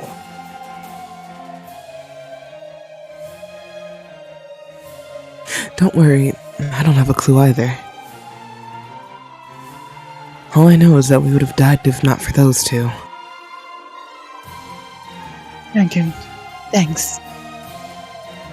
Go back to the metal bars.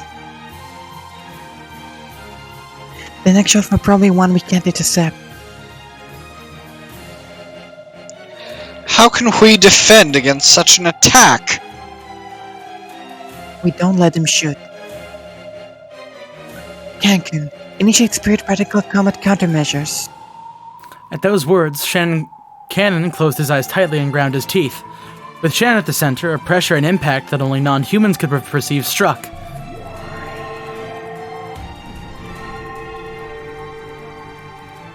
Yo, based in Kino, what the fuck? Yeah, that's rad. All these fucking words. Let's go. It's a sigil fighter. Popping off hard. Reminds me of like Index or something. Huh? Firing system error? No good. Rebooting. Huh? It's a spirit wave jammer. Activate spirit particle safeguards. Hurry! What are you doing? Cover your ears quickly. 45. Oh shit, it's her. I read my lines. I know. An unseen, I'm joking unheard around. impact had struck the Chiesta sisters. 00 and 410 crouched down, covering their ears, but 45 didn't make it in time. As she stood bolt upright, her eyes rolled.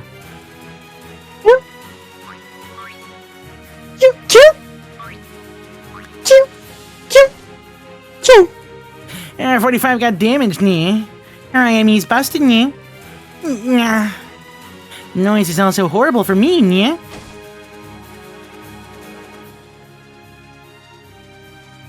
$45, 410, and 00. Damaged. Abandoning sniper posture. I came straight for the link. If we don't reboot... Raising their spirit particle sensitivity for precision sniping had backfired. They'd taken the full brunt of the spirit particle shockwave Shannon had released. And not only 45, who had been hit directly, but also 00 and 410, who had been linked with her, were taken down. Are you okay? I'll make you some more delicious black tea later, so get a hold of yourselves.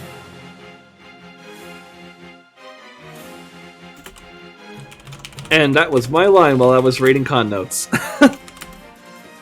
My apologies, sir.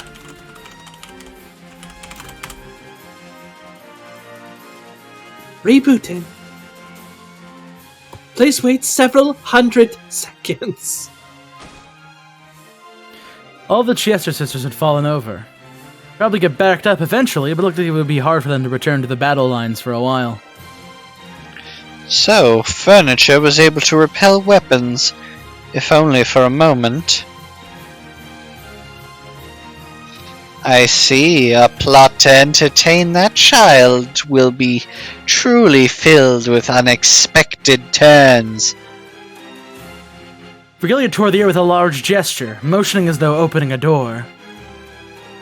Come, arise, goat attendants! It's time to work. Catch and kill the escapees. Corpses are fine. We can just revive them anyway.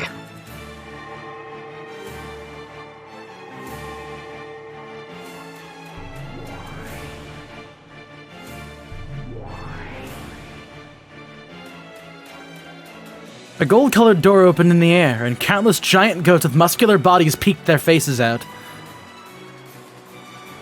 Come now, hurry. There are 5 escapees, so the fastest 5 of you win.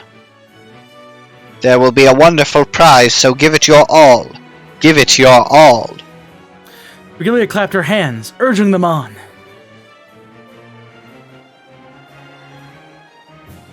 A prize? After facing each other at those words, the goats all rushed the door at once, trying to get out. Main exit is packed as the Tozai or Yamanote rail lines in the morning. Each wanted to get out first, so none of them could get out. Virgilia held her head in frustration. By that time, Canada had managed to cut enough bars to make a crack that could be slipped through. It had been a bit of work for Kras, large as he was, and Nanja, with a lethal waist, but even so they all managed to make it through. But after they did, they only had a couple seconds to be relieved. Immediately, another set of metal bars blocked the way in front of them. This certainly is secure. I bet they really didn't want the people in here to escape. Canon, sorry, but I'll have to ask you again. It may be rough. It may be tough. But please. There was sweat on Cannon's forehead. You could tell at a glance that cutting the metal bars, which had been made even more solid by magic, had physically exhausted him. Yes, leave it to me, Krausama. Only you can do it. Please, we're counting on you. Only he could do it. Holding tightly onto those words, Cannon concentrated his mind once again and set himself to the task of cutting metal bars again. Enemies are coming from behind. Multiple targets. Yeah, this time even we can tell. The ground's really shaking. I can tell that some ridiculous monsters are rushing at us. Don't worry. I'll use a magic lock to make a blockade of metal bars we just came through. Mere goats won't be able to break it. Shannon held her hands out toward the metal bars that had gone through, but she stopped right away. What is this? Kirasama started neutralizing the spirit wave jamming. It'll be bad if it's broken, and we'll lose the initiative once GSRCs are rebooted. I'll make you pay in full for bullying these cute bunnies. If you're trying to gain the advantage with those clever spirit particles of yours, I'll tear all that away and rob you of them. Nason, concentrate on spirit wave jamming. The gap in those metal bars is too narrow for those goats.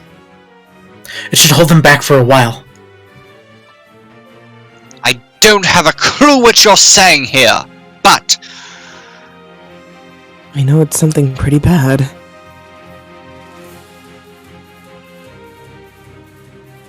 Kyrie picked up a metal bar that Cannon had just cut. Kraus had no weapon, but he rubbed his fists, and the two of them glared into the depths of the underground passage, where the shaking was coming from.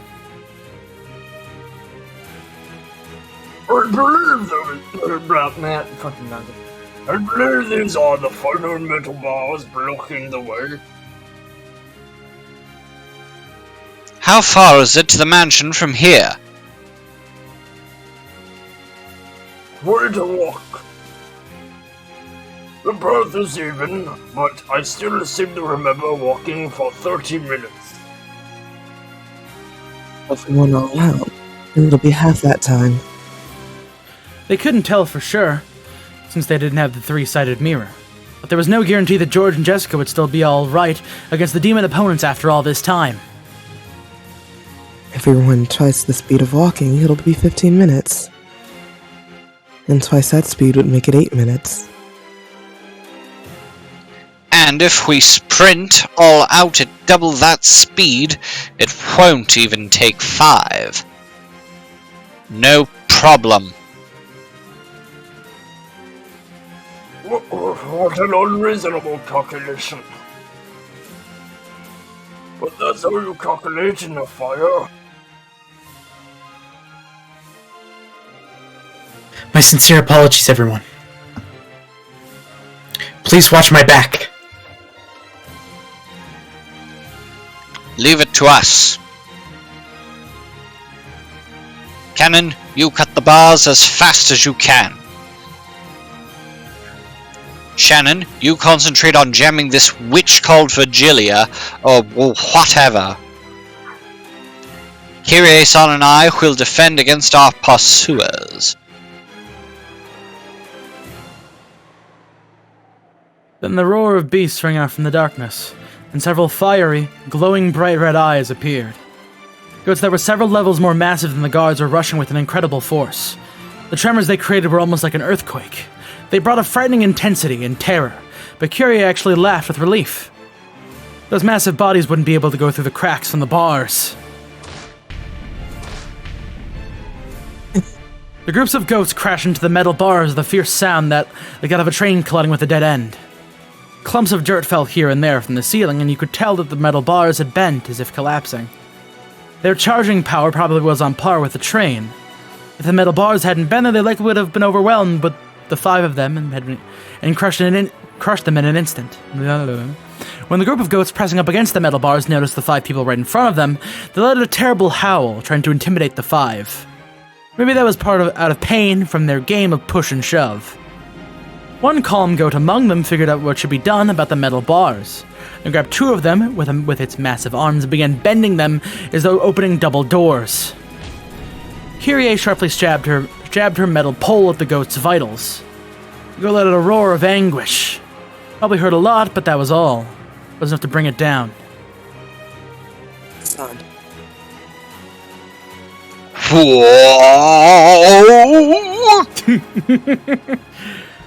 the metal pole she had stuck out, Kyrie relinquished the opposite tip to Kraus. Kraus ran there with all of his might, jumped up and kicked down with all of his weight, and kicking power combined. All the destructive power was focused on a single pole, drilling it in!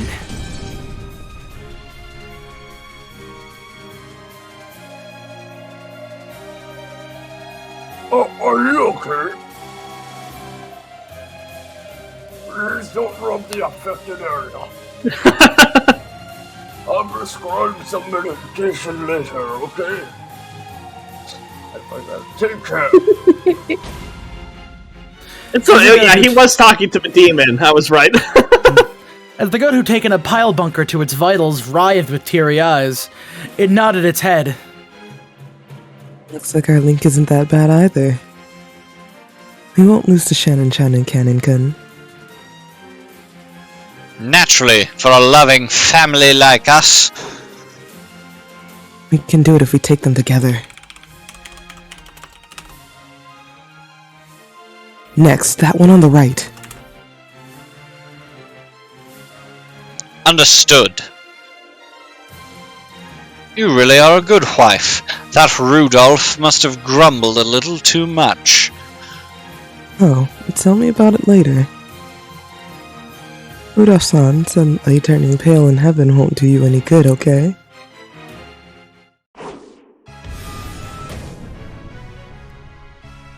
The goat's massive bodies were buried in rose bushes. Even taking into account that a leg's power is 3 times that of an arm's, the strength surpassed common sense. Those massive bodies had been kicked in the chin and flown through the air. It was too fierce! Even George seemed a little surprised. AC! George taking a crap, sorry. I think that my kick works on monsters too. Now there's the shot. It's because of your counterattack style barrier. The attack power that grazes you is added onto your own. Your kick has been supplemented by those monsters' superhuman strength. Oh? I don't really get it, but isn't that just perfect for me? No matter who attacks me, they should be prepared for a counterattack of equal measure. Non-aggressive defense. That's my policy.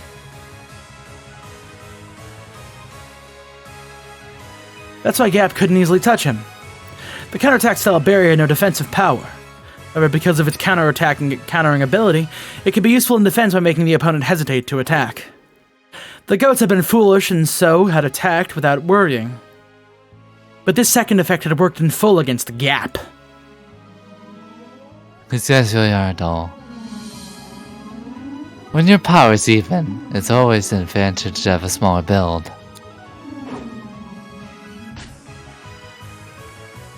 He lightly dodged the log-like arms. When those arms touched the barrier that protected George, let off a strong red light. The tip of the counterattacking foot would then gain the same sparkle, and then the superhuman power of the goat added to its own. The second goat fell forward and floated in the air for a second. Then George's next roundhouse kick missed right over the fallen goat's head. For an instant, the goat hoped it might get away with its life. But no!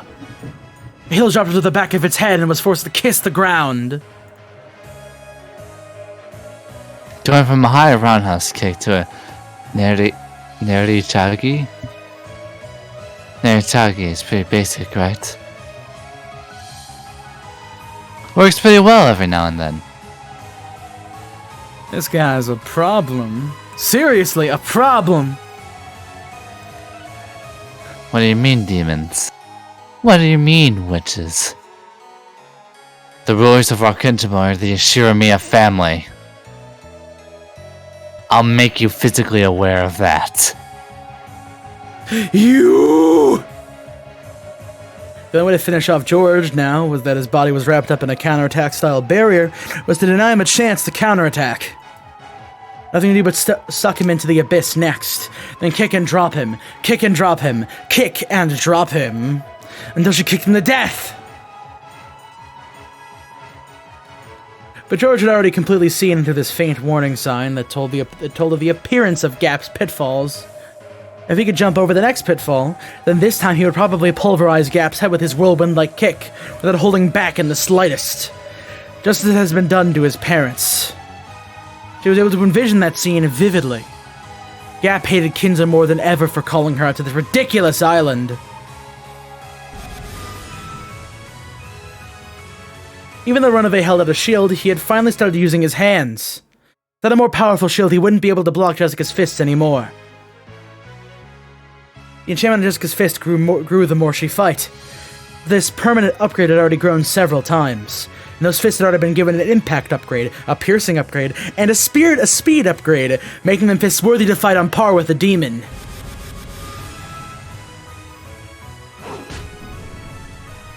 What's wrong? Starting to get tired? You're getting all slow! No.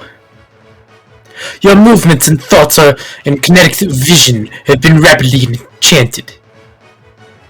My movement has not changed from the beginning.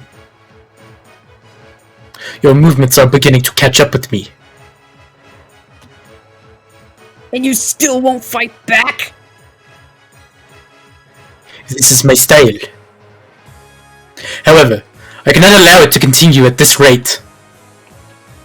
It's about time for me to get serious and end this! Runaways' face turned into an expression he hadn't shown before. He was full of respect for Jessica in a truly demonic way. Because if it was an expression he only showed for enemies who made him get serious.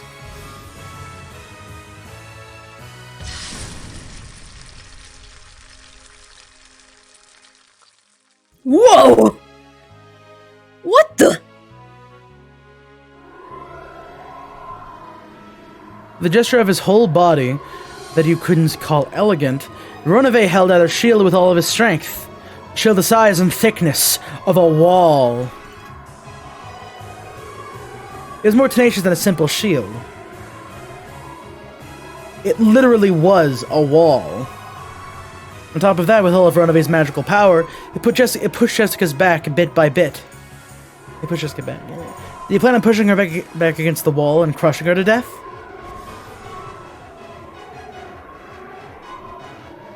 Jessica tried to break through the wall with both fists, but it was solid.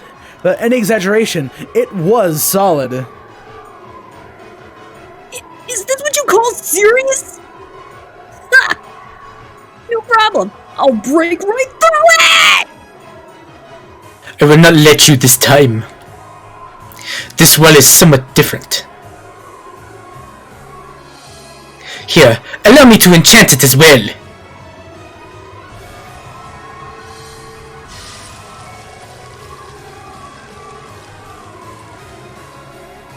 Runaway made a magic stain almost like a ninja. Sign, The wall glowed red for just this instant, and some kind of ominous power dwelt within it. Jessica was able to recognize it almost immediately with her body. Every time her fist hit the wall, pain as though glass fragments had scattered and hit all over her body rebounded against her. I upgraded it with an attack reactive armor. An exceptional item that will decrease the force of your attacks by counterbalancing them. and which can even counterattack with reactive fragments. It's perfectly fine to keep punching it, but doing so will damage you as well.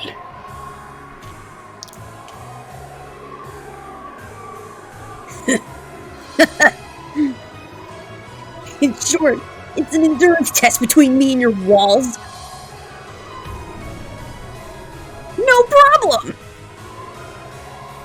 Will you fall to your knees first, or be pushed into the wall first? Allow me to observe! Except that I might break through it and smash that whole wall along with your face. Watch it!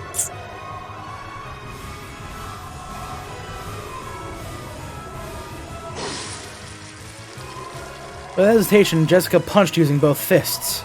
Each time she did, a large amount of shards scattered, torturing her entire body. Instantly, several red gushes appeared all over her. She grimaced at the intense agony, but her eyes were burning with fighting spirit, and lips curved into a grin that stood in sharp contrast to the pain. Cannon, are you done yet? We're fine, but the metal bars blocking them don't seem to be. Just a little more.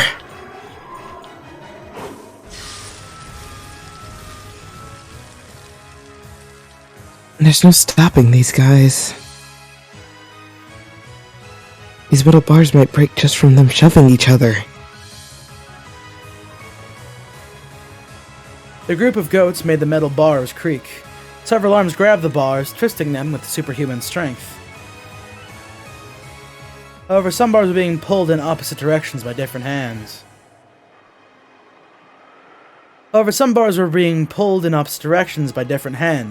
Apparently, they really were stupid.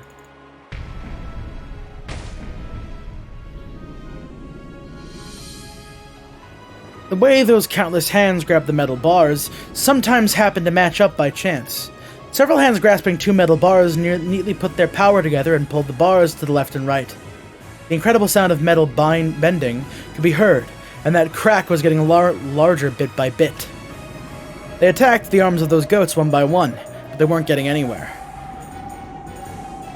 They couldn't stop the gap from spreading left and right.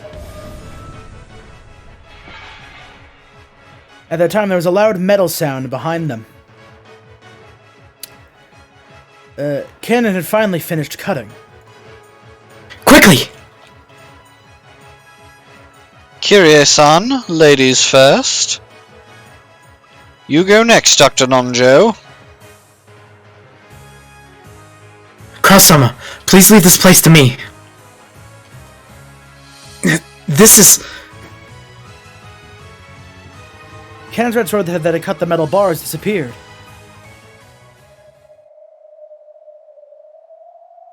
Sorry. We've entered Vigyasama's spirit particle area of influence. Our magic power has been neutralized. Ho ho ho ho ho. How dare you resist me this far? I, who was called a great witch. You can no longer use your magic in that underground passage.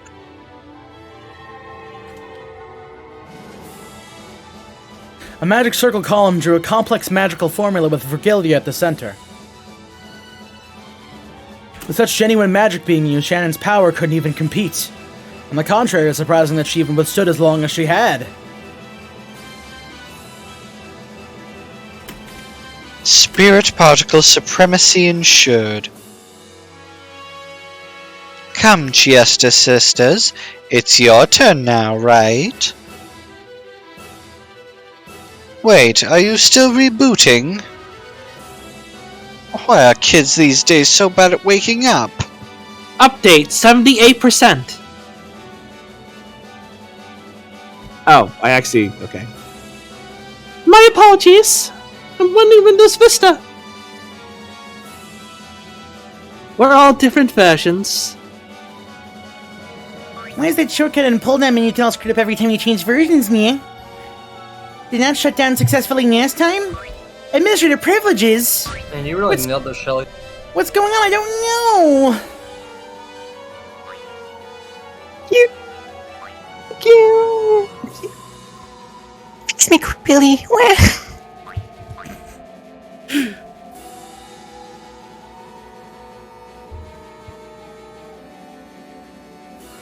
Jelly. Call the Imperial Guards troubleshooting team! Let's get Dell on the line! What? You can't help us without a user code? 25 is the user code, yeah? Okay.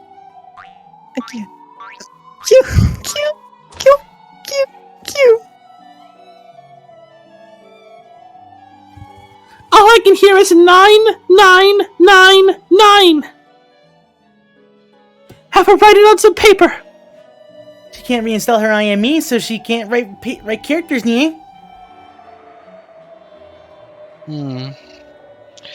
You take your time fixing yourselves. I'm going... Sorry!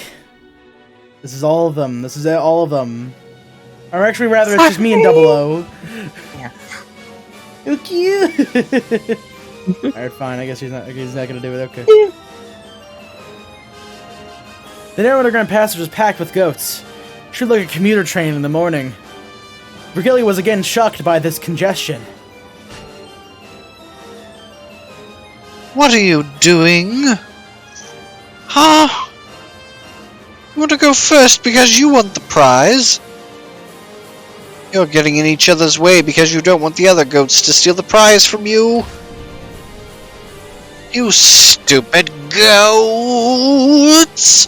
I'm going, so make way. What? What? You don't want to? Virgilia Summers trying to steal your prize? Why are you all standing arm in arm? Ah, tight! Cramped! When did this become a goats-only car? Ugh, you! That kid who just touched my butt! Get off at the next station! What's with you? Come this way, you say? The five in Krause's group dashed to the passageway with all their strength. They couldn't dawdle around in an underground place like this. They had to quickly join up with the children on the surface.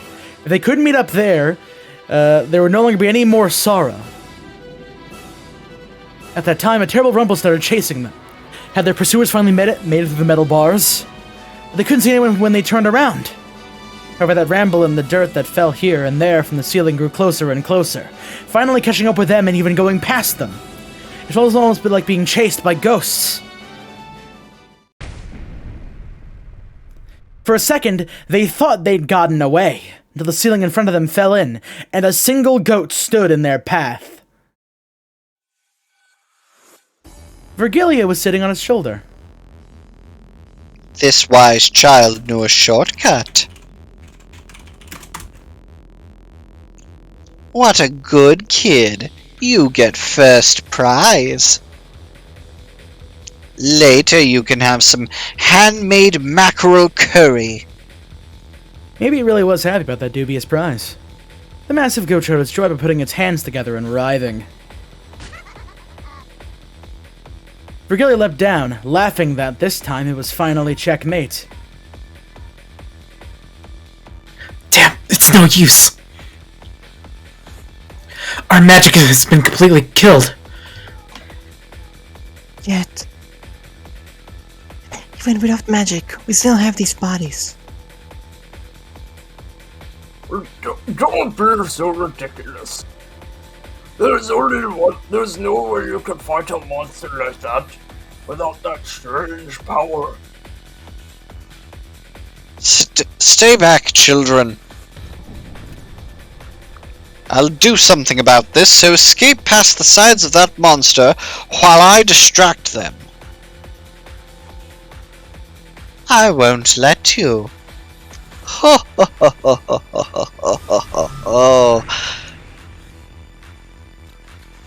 When Virgilia clapped her hands, a purple magic circle wall appeared behind her, stealing even the faint hope that Kraus had been betting on. Is there nothing more to be done? No, not yet. Even Jessica fought. I must do so as well. Are you serious? It's not possible, not against that massive monster. Don't be upset. Son, let us think of another way. If you think of something, say it. Until then, it looks like I'll have to manage something. Come on, get back. Take care.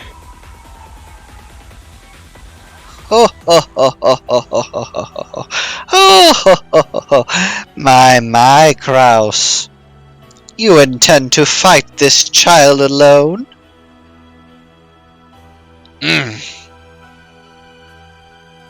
You never know.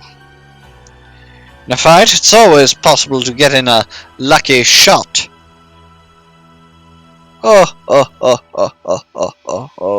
You think you can win even with a fluke?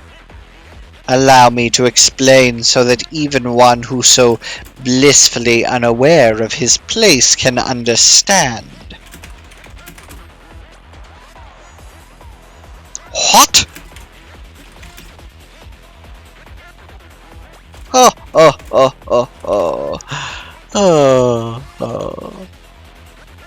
If you were to wield 100% of your strength, your power level is at most 6.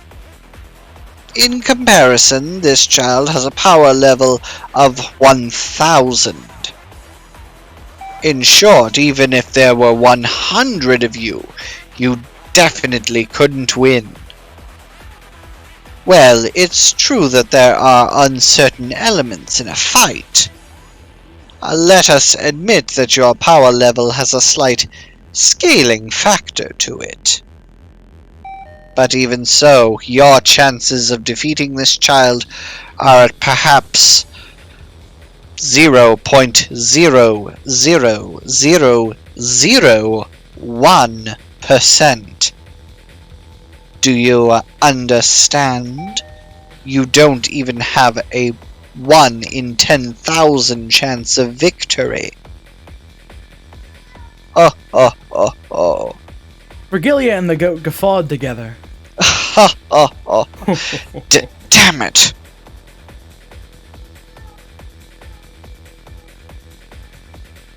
If you've got a 1 in 10,000 chance, that means the payoff will be 10,000 times greater, right? A splendid dark horse. Seeing a ticket like that makes me want to buy it right away.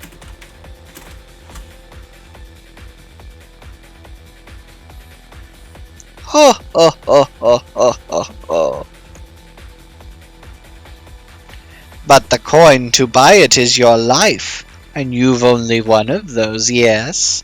However, I can understand why you'd still want to entrust that miracle to fate.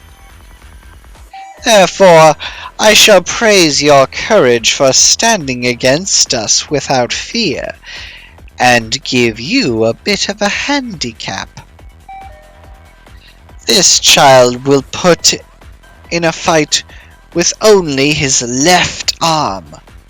Well, even so, I have absolutely no intention of losing to you. Come to think of it, what's that bing bong noise I keep hearing? Very well. I'll take that challenge. Whether it uses its left arm or not, I'm sure I'd be killed with a single strike. I also only have a single chance at a strike. I can only bet everything on that. That's absurd, son. I know you used to do boxing, but it wasn't that as far back as your college days. No, even if you were a pro boxer, there's no way you could defeat a monster like that in one strike. That would be true if it were a match in the ring. But while Cross Nissan's chance to bet on this hope is faint, it does exist. He's betting everything on that hope. You weren't saying... But there's no way that could work out. Sama. Watch me! I'll settle this with a single strike. Oh, how shallow. I know what you're after. The distance between the two of them is more than 10 meters. If the goat and Kraus both step in with all their strength to settle the fight with a single blow, their power will be double what is normal. Both will crash together, so it's a relative 4 times normal. Even if, on top of that, the strike lands on a weak point for a critical hit, that will only double the power again. In short, Kraus's maximum power level of 6 times 8 would be 48 at the most. He might or might not be able to win if he repeated that lucky shot a full 20 times. If you're killed every time you take a hit and your damage still accumulates. Let's see, perhaps you might finally win when we get to episode 24, yes? If only this series could stretch on so long. Either way, you don't even have a slight chance at victory. Hey, seriously, what is this bing-bong noise? Let me bet everything on a single strike. You've no reason to hold back either, Goat-kun. Come at me seriously. He's requesting that you go all out. Smash him with a single serious strike and turn him into chunks of meat.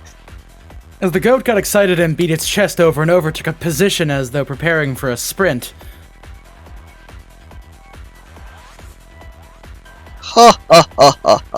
Is this what you wanted? Bet your hopes on the greatest limits of your power level and despair when even that gets you nowhere. It rang again. What the heck? It's really starting to get on my nerves. Here I go. Ready? The goat howled in response. Then with a matched timing that only the men confronting each other could comprehend, the two leapt forward like bullets shot out of a gun. The men howled, collecting their strength from all over their bodies into one arm each. The goat's fiery glowing eyes clearly looked onto Kraus's face. He could perfectly see a vision of when he would step forwards, and when he would punch through Kraus and blow him away, and when he would win perfectly. Long painful days up to that point drifted through the goat's mind. Those painful days of training with it when his senpai had picked on him. Those faint glimpses of warm concern his senpais felt for him. And the joy of that day his power had been acknowledged when he had been accepted as one of their comrades. I never showed proper respect to my parents. That's right. Didn't I plan to wash my hands of this business when the job was over and I returned to my hometown? I'm sorry, little goat sister. Your Oniton always caused you so much trouble. And I actually have a childhood friend, and I'm gonna marry her when I got home! Yeah. No! Stop tripping all those loser flags! You can't handle that punch! Dodge it! It happened the instant before the two crashed and their punches crossed. You fool, Virgilia. Looks like you failed to make a calm and rational decision. You mustn't take that punch. Knock it aside. And my name's Virgilia. The variance of the ghost left straight and Krause's right straight crossed. The goat obeyed Virgilia's order with the super fast reflexes and pulled his straight back, repelling Krause's punch.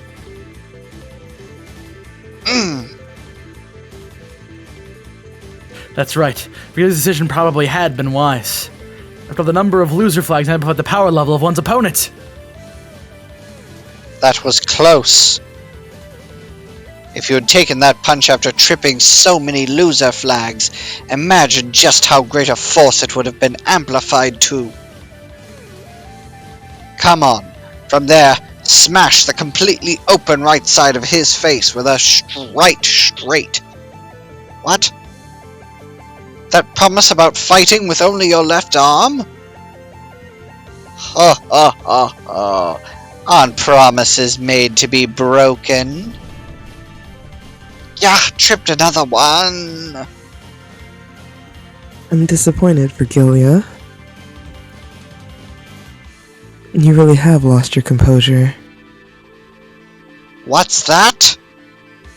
How was I not composed by noticing it beforehand and making him avoid it?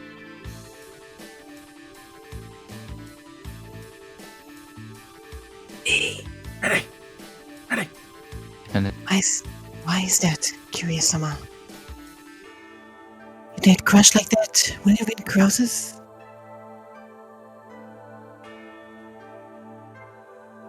I see! Even with 28 loser flags, that's not enough! Krause and the goat's double rush made for a ×4. With a miracle as an ally, the firm promise of a critical hit doubled it again for ×8. On top of that, there was an amplification of ×20, equal to the number of loser flags, making for a ×160. At a glance, there was an incredible amplification, but even so, Krause's power level was still 6. He multiplied by 160, it only made for a power level of 960, just barely below the goat's 1,000. That's why I said you weren't composed. It's your blunder. If they had crashed like that, you would have won.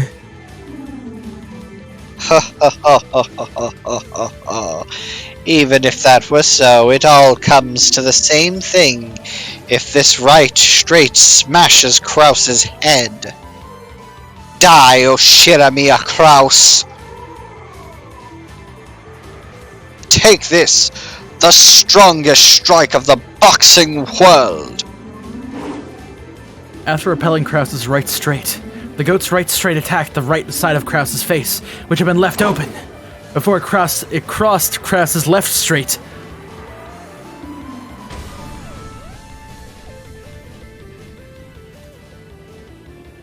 The two punches crossed, and time stopped as each aimed for the face of the other. To think that it would be timed for a simultaneous strike. But his power level stops at ×160, making it 960. It doesn't reach up to my child's 1,000. No. Virgilia-san. It's your loss. Why? You made him repair the first cross counter. Certainly, if another right straight after that were to hit Krause-san, Krause-san would probably be in pieces. However, that was crossed. That's no good. Sorry, but this is a complete loss for you and the scout. A cross counter had 4 times the destructive power of a normal punch.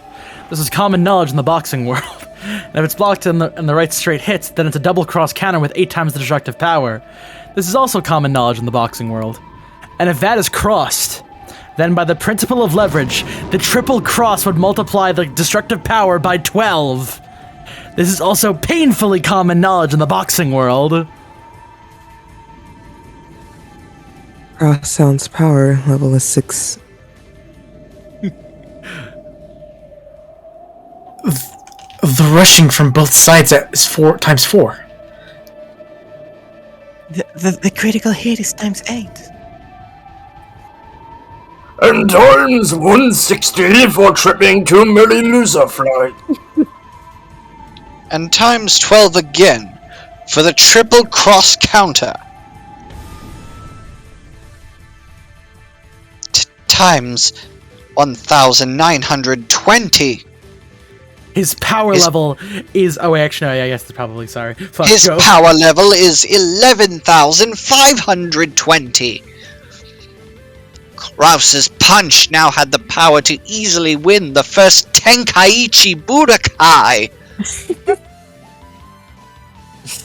So, just a soft funny gif. This result was brought by Kraus-san's persistence in not giving up on victory until the end, and your pride. Without it, though, the strength would not exist. You fought well. You may now fall. Nanjo clapped the goat on the shoulder. Your Oni-chan gave it his all. As the sparkling drop from the goat's eyes scattered, he bent backwards and fell onto Virgilia. Ogyu! Hey, Heavy! Get off me! The goat's massive body was too heavy for the slender Virgilia. She wriggled around with it on top of her, but it didn't look like she'd be able to escape. At that instant, the barrier Virgilia had sealed broke.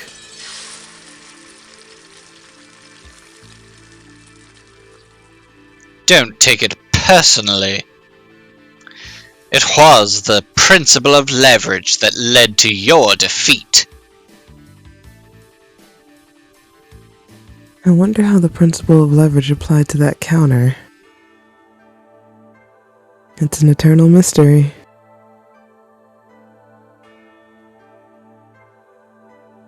Let's escape where we can. You take care too, Godson.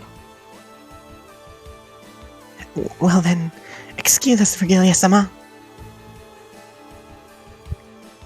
Bow. I didn't even get the chance. Wait! It just said bow. Wait up!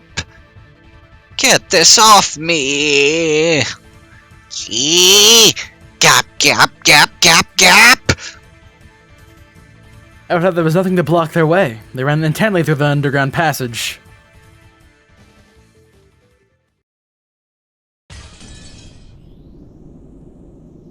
Jessica had finally been cornered with the wall at her back. Runaway advanced with his magic circle wall bit by bit, probably crush her against the other wall eventually. Considering the distance, she threw out her fists. This would be her final strike. Jessica dealt out many punches so far. The wall wasn't invincible. It had started to crack, and it wouldn't be strange for it to smash at any moment. However, due to the rebounding damage, Jessica also had cuts all over her body and was all worn out. Please, put a stop to this. I don't intend to crush you. It is up to the master to decide how to deal with you. However, I also intend to congratulate you specifically. Especially. Oh, sorry, specially. Especially for your good fight. Hey, quit fucking around. Not yet. It isn't over yet. You have wounds all over your body. It's all you can manage to stand. Is it not? It seems you plan on putting all your strength into this final strike. However, that final strike will be fatal for you.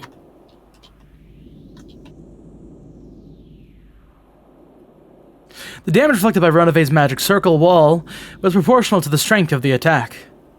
Jessica's all-out punch would be bounced back onto her. The more all-out she went, the more suicidal it would be for Jessica. I get it. I know that. I am warning you. Oh.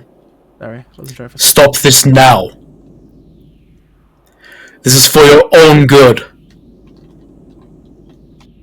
Stop bluffing. Your wall is already about to break. Right. I can tell by the feeling of it after punching it so much, okay?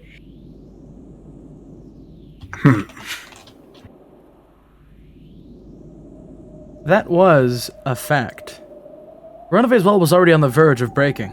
And on top of that, Jessica's fist had been imbued with an unimaginable magic power by now, and the destructive strength defied the imagination. In the worst case, this destructive power might even pierce the defensive wall, smash Ronave as well, and create an expansion connecting this room to the next. However, that damage would rebound on Jessica as well. She wouldn't escape unharmed. I will say it just one more time. Stop. I say this out of consideration for you.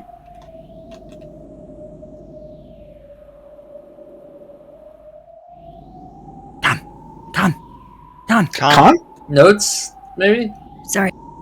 Shut the fuck up. Prepare yourself. Jessica howled. Putting all the strength of her greatest and final destructive power into her fist, she roared.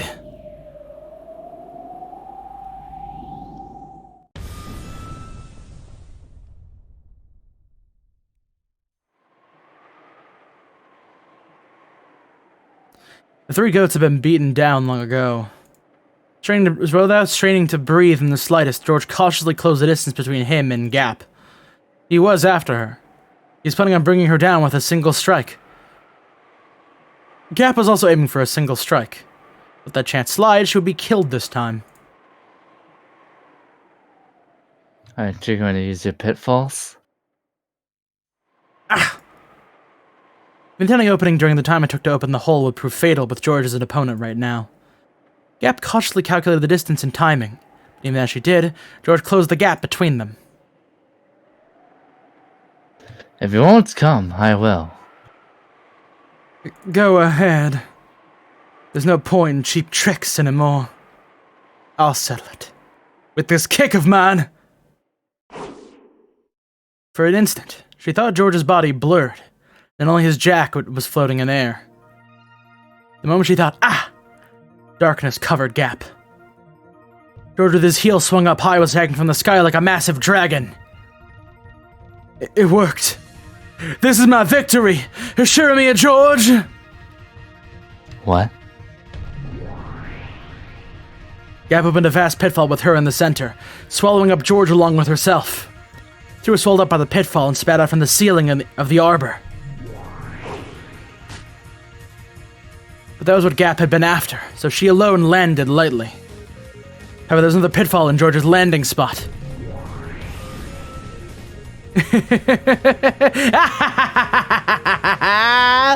Gotcha! Assure me, George!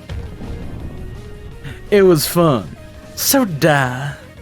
The Assure Me family hatchet will be wasted on the likes of you. So I'll finish you right here, right now.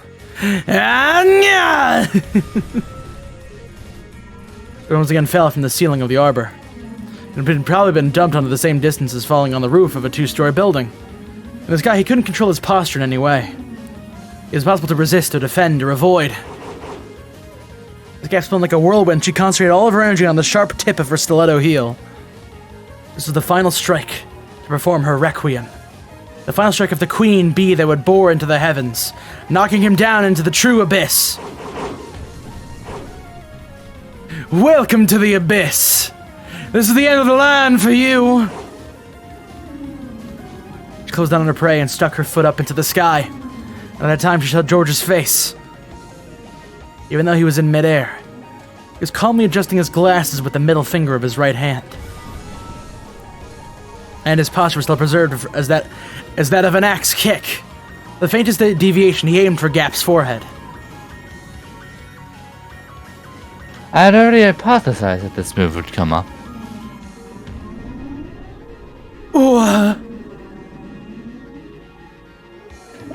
If I had jumped to make the person that was on the ground taste my heel, my posture would have collapsed long ago. However, my posture hasn't collapsed in the slightest. Do you know why? You don't mean... From the very beginning, I aimed to make the person 2 stories below taste my heel!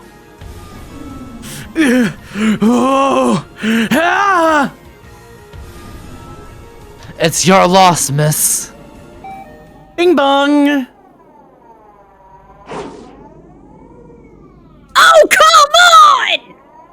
Can't keep reading. Can't keep reading. Take this! Jessica's last and strongest upwards punch reached to the wall and was sucked in, plugging to a black, large hole that had suddenly opened on the wall. Well, I did tell you to stop.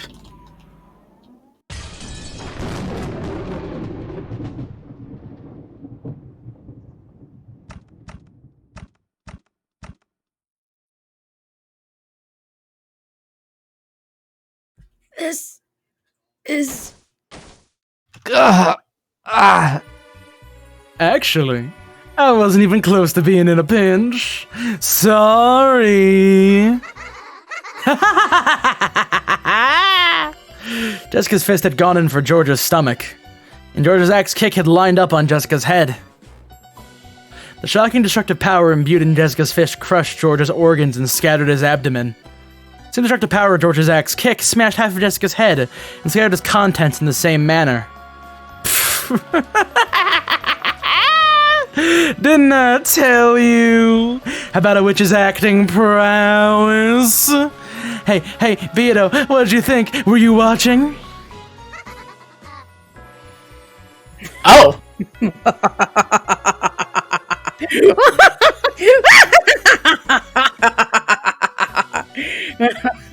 Not bad. Just as planned. You really do get it, Gap. Woohoo! Beato and Gap casually high-fived each other.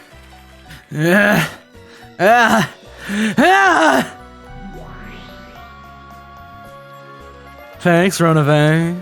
Thanks for the gift. I'll return Jessica's corpse. Separate the corpses of the 2 who are close. Does that mean the second twilight's over? Gap just dropped Jessica's corpse through a pitfall, while the chunks were thrown into Jessica's room. And carelessly as throwing something into the trash. Jessica's corpse and lumps of flesh fell from the ceiling and poured out all over her room. Ronave shook his head slightly at the gruesome change of scenery. My apologies, Jessica Summer. I did warn you. However, the true art of us demons, that is, foreseeing this conclusion and giving you advice I knew you wouldn't listen to, really isn't something a human could understand. It really was fun, kid. But you play with words a bit too much. Is maybe it's about time I started fighting back really the best you got? Are you trying to be someone from a light novel or something? In the arbor brutally decorated by George and Jessica's scattered blood and guts, Gap enjoyed a loud laugh for a while. But she quickly realized that, in all seriousness, this is a little too filthy and undignified, and she snapped her fingers.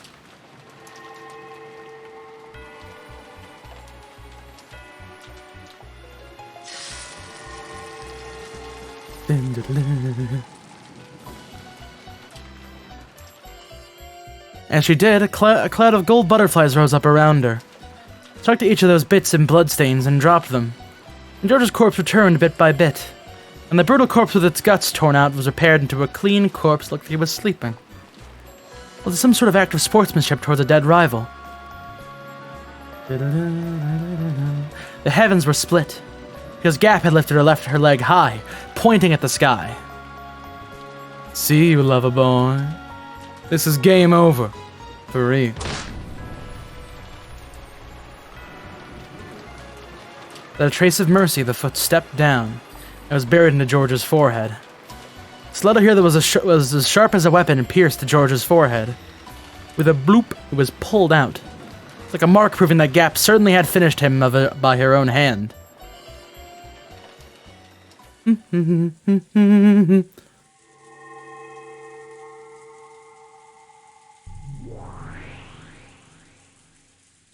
Also, let me just make sure really quickly because I thought I heard a noise. Is he dead? Oh yeah, no, that's right. Renevels returned Jessica's corpse to its original form. And like how it had been with George, here he restored Jessica's life.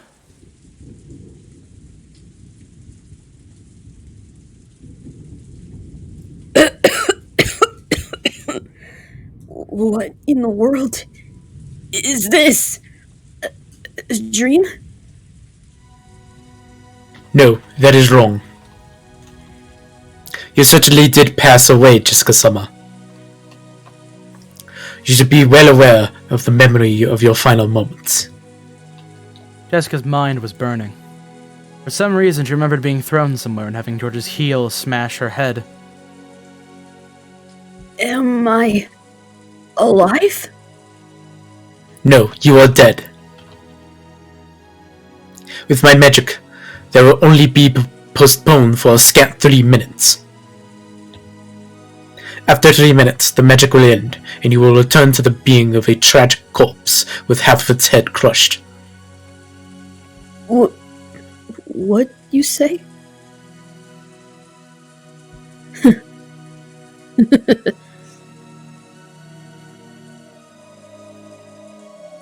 Death is brutal. In most cases, you aren't even given the time to ready your heart. But to praise you for for fighting so bravely, I've decided to give you this time. Perhaps you should sort out your regrets from this world in 3 minutes. I can also decide to take you along with me during those 3 minutes. The power that had burned through Jessica's body until a second ago had been completely lost. Jessica was aware of that herself. She was already dead. And that is all for me. If you would excuse me. It was fun, Jessica-sama.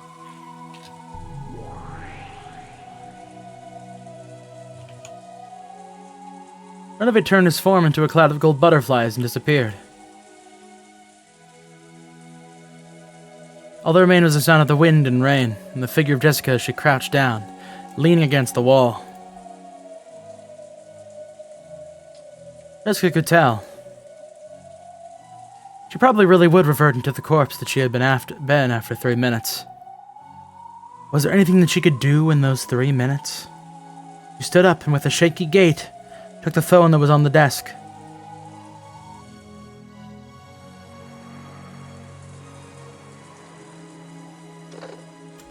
Hello?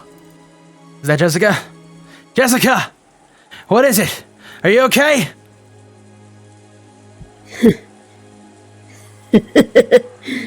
They got me. Are you okay? You get injured. I'll come over and save you right now. No, it's already too late. I'm already dead, or so I hear. By the time you got here, Battler, I'd be a corpse with half its head split open. Crap! That damn geezer!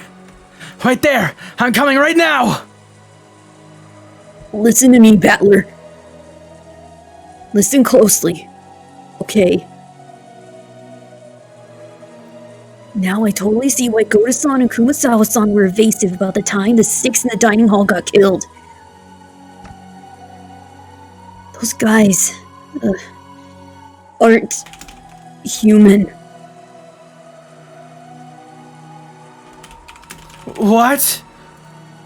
What are you talking about? What do you want me to say, man? I freaking saw it, okay?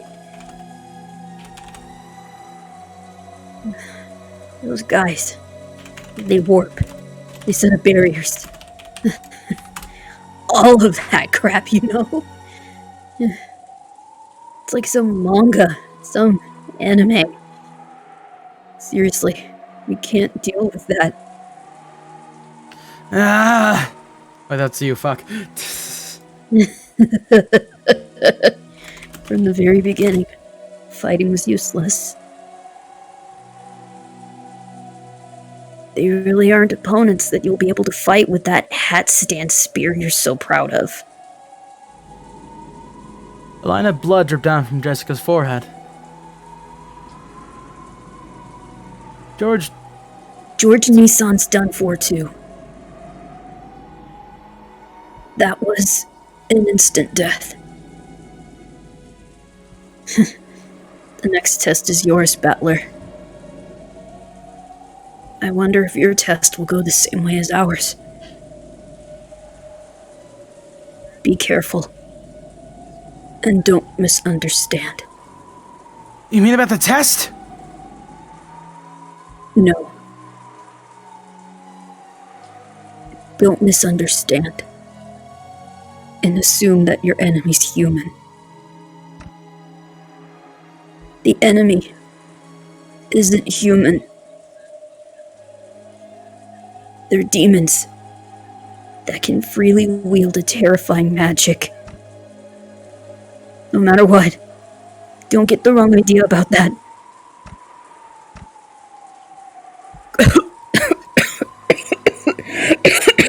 Be careful. A line of blood dripped down from Jessica's mouth as well. Left half of her head started hurting.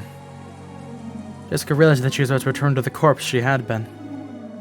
When 13 people die, the Golden Witch will revive. 6 were killed, including Mom. That's the first Twilight. Then George Nissan and I were killed for the second Twilight. So once 5 more people are killed, the ceremony will be complete, and then the witch will revive. I hope Dad and the rest are safe. If they aren't, we'll want to test you. Might be the resurrected Beatrice herself.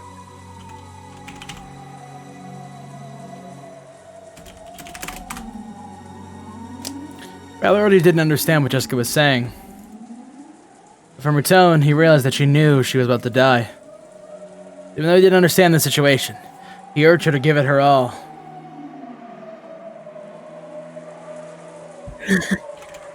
They said, I'm already dead. You see, looks like it's time. Good luck on your test. I hope you can become the head.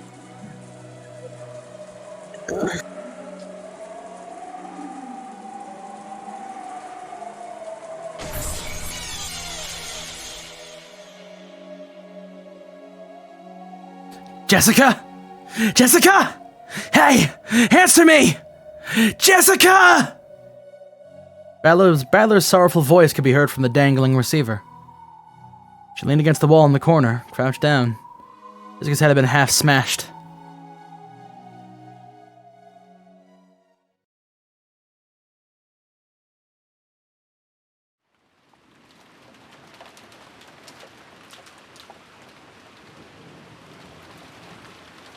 This place is... Is this a well? Where is this?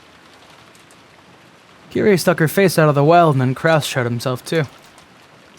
When he realized that they could see the back of the mansion from beyond the grove of trees, Kraus knew more or less where they were. Think that here, in a certain well, where there had been a hidden underground passage, it led to a hidden mansion. This really is tough on an old party. I usually came up from a different spot with real stars. If you just unlock it.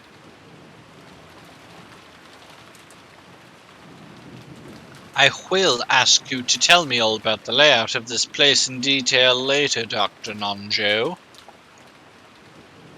Shannon, are you okay? Grab hold. I'm fine.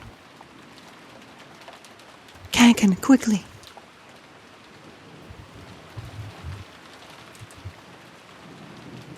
Cannon climbed up a ladder out of their shaft that was disguised as a well.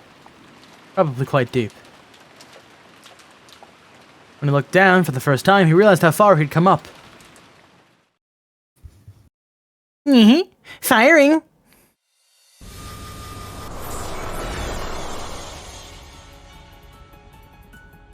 Cannon was to finally crawl out of the well, a hole the size of a basketball opened up in his chest. Everyone then looked through the hole in Cannon's chest to the scenery beyond.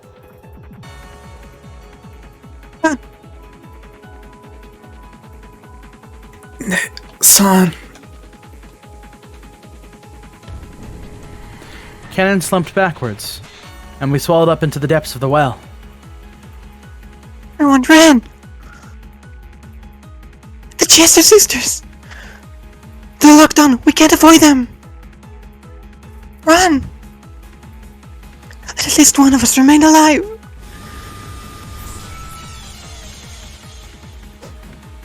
At that time, Kraus and Kyrie and Nanjo suddenly saw a golden curved line appear from the wall, and sow itself through the side of Shannon's head. Shannon! Her head had been pierced. The three had witnessed it perfectly until it had shot out of the opposite side, blowing it away. Shannon fell to her knees, blood gushing from both sides of her head, and flopped to the ground.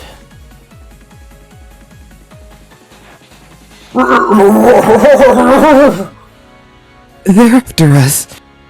Run! We'll be killed. Run! Run! As Nanjo doubled over in shock, stunned by how Shannon had died, the Chester sisters did not allow him to escape. A curved line again appeared from the well and pierced from Nanjo's forehead to the back of his head in an instant, sewing through him. And so, Nanjo passed away. What the? Why? Where's the enemy coming from? We're being sniped. I don't know where from, but they've honed in on us perfectly. Let's escape into the mansion. Block their field of vision.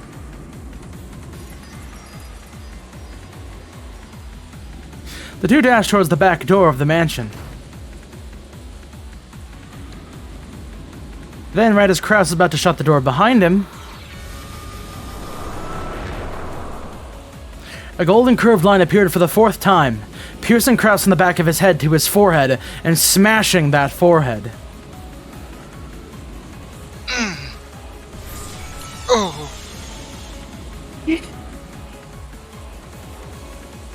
Eek. Kraus's body leaned over, fell down, and drew a neat radial pattern with the insides of his head.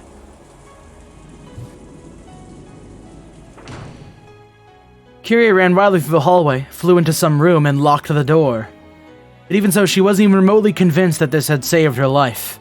She would probably die soon! This is apparently one of the guest rooms. At the moment, Kyrie's eyes fell on the phone on the side table.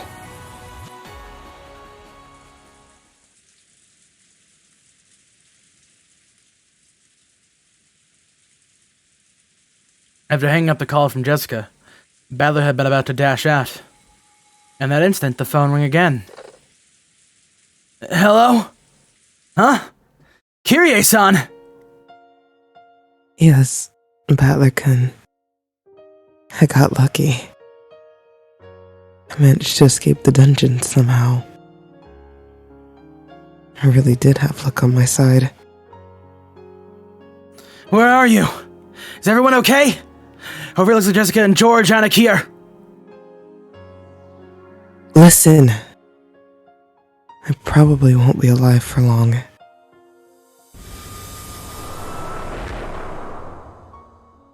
At that time, after she thought the keyhole of the locked door might have glowed gold. Gold curved line drawing a helix. No. A golden sewing thread penetrated in from there at an incredible speed and bored a hole into that floor by Kyrie's feet.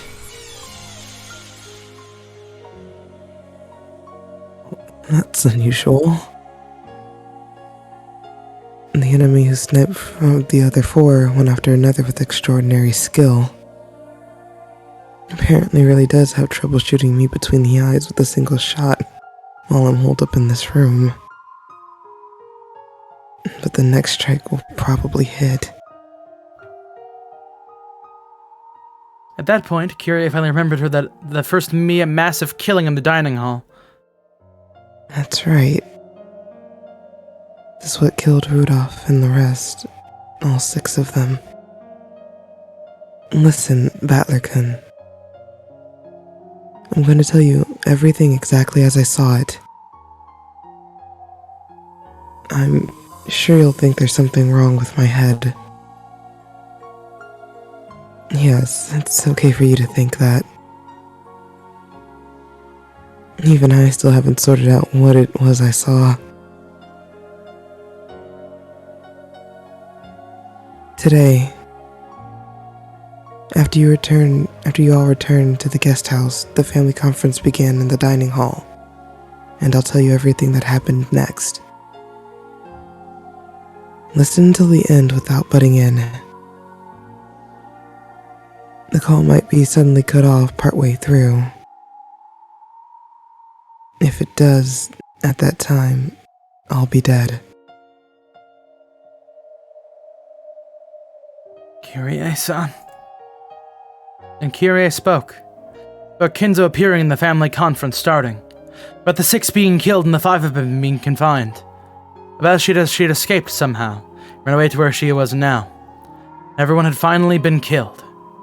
It was all spoken dispassionately, with no dramatization, just that she'd seen it. She even spoke about how everyone except her had been killed. She observed the moments of all their deaths, and how even now someone was trying to kill her. Actually, even while we've been talking, I've been attacked 3 times. Something like a strange gold thread keeps flying in through the keyhole, spinning around and aiming for me. At first it was by my feet. Next it was close to my shoulders. Just now it grazed my ear. Its aim was getting more and more accurate. Looks like it'll go right between my eyes pretty soon. Run, Kyrie-san! Run away! Where to? You realize I've managed to run all the way here, shut myself up into a room, and even lock the door, right? Now that I'm still being pursued, just where should I hide? Hey. Kyrie-san. Hey, Battler-kun. Are Jessica-chan and George-kun still alive? Not long ago, I got a phone call from Jessica. It kind of sounded like they were done for.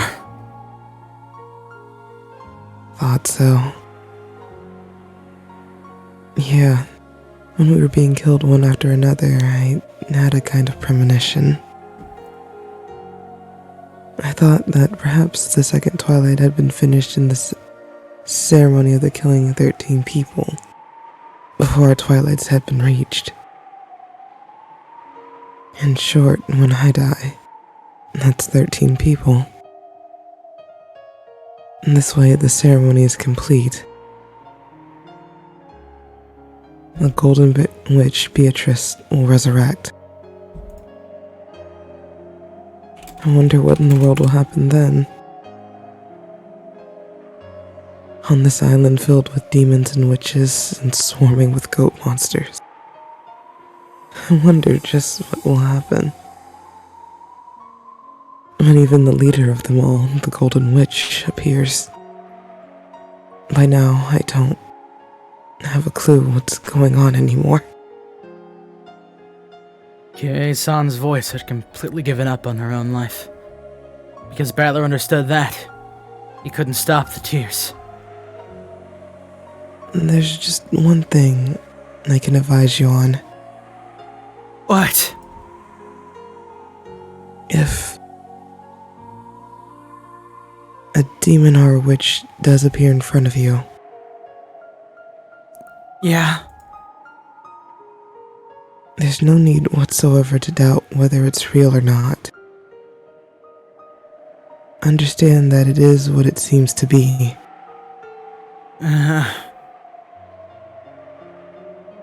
You might think there must be some trick, or that there's some true nature hidden behind it. If you have time to think of something like that, it'd be much more constructive to plan out how not to damage the mood of whatever you're facing.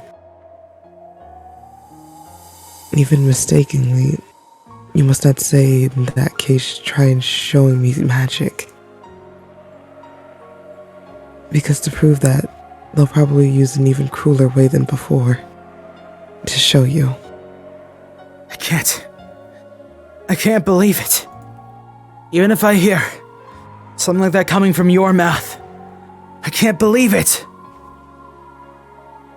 I understand. I understand why you can't believe. So, that's why I can give you this advice. Believe. You tell me to believe in Beatrice? And demons and witches and monsters? Probably. Even after being so clearly shown that all those things not of this world, I think we still weren't able to believe any of it. I'm still like that now. The true form of this thing that keeps attacking me, trying to shoot through my forehead, is something I don't understand, and I can't believe it. So, I want you alone to believe, to understand, to accept the existence of what we couldn't accept. And if you do that for me, our deaths won't be wasted. It'll also have been worth it for me to make this phone call.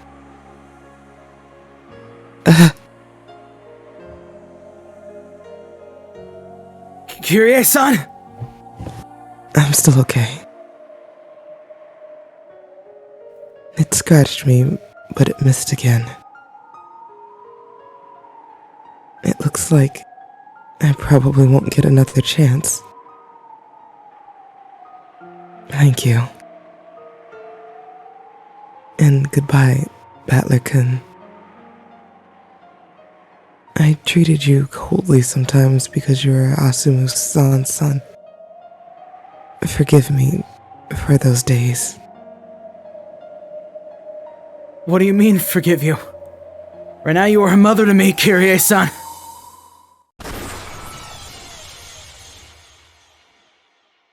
I felt as though I heard an incredible sound at the other end of the receiver. Then a noisy clacking sound. The receiver had fallen to the floor.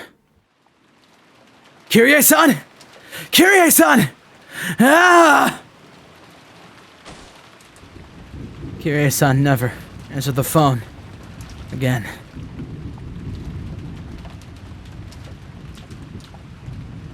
Oh, fuck. And now you see why we couldn't do it last time. I am so sorry for interrupting on the other side, but dang it, shit popped off hard! It's on. I mean, we're done now. Con, do we have to tap the sign again? We will be stopping here for the night. So much happened. Yeah, Oh, and God, with I'm in that, hell right now. and with that, I only have one more memory of the anime. The main memory I had from this part was the fucking punch into the gut and the kick into the face. At any rate, Fists have gotten some kind of image or something in this visual novel, man. Is there such a thing that exists? Yeah. What? An image of the fists? The fists? Of Jessica's fists. I mean, yeah, there was the CG of Jessica punching. Do you want me to grab it real quick? Will ya? Is there a This is for scene from the body ones. anime? Can you get the scene from the anime? I'm curious what that looked like, because I actually forget. What scene? The punchies. It's weird because it's kinda... There's some jankiness to it, but like... You don't really, like, it's distanced, I think, was the framing of that. Well, no, they zoom in. Like, are you talking about when Jessica and George collided? Because they do a zoom up of each of those characters. Oh, yeah, they do, you're right. And, like, I know because Jessica has, like... It's really mean anime drawn the teeth, because they almost drew them individually. But I'll try to find it. Here, let's look at it. So I will say, really quickly, this next chapter is one of the two that I was like, like minimal interruptions, like next to fucking nothing. Like this shit's gonna be like, actually no, just like every chapter going forward until the end of episode 4, it's gonna be really fucking important. So you want little reaction and commentary during scene. If you want if you want your reactions in the Twitch chat, so it's still visible. If you want your reactions to be as like on point as possible, and you want them to be visible, you should be putting them in the Twitch chat. Gotcha. Cause like these next ones are so important. So big. I do try to give the long as well. They are also really fucking long. I do try to get the occasional Twitch chat reaction. A lot of my reactions though are through emotes, which we have very few of. Like combined, I would say we still have like over 5 hours left. Alright. So that's about 2 sessions.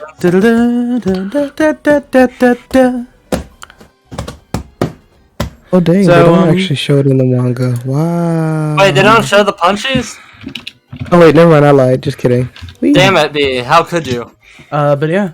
So Yeah, No, manga's real explicit about it. That was awesome! I was on the chapter before, Until so it I was wasn't. like, what the fuck?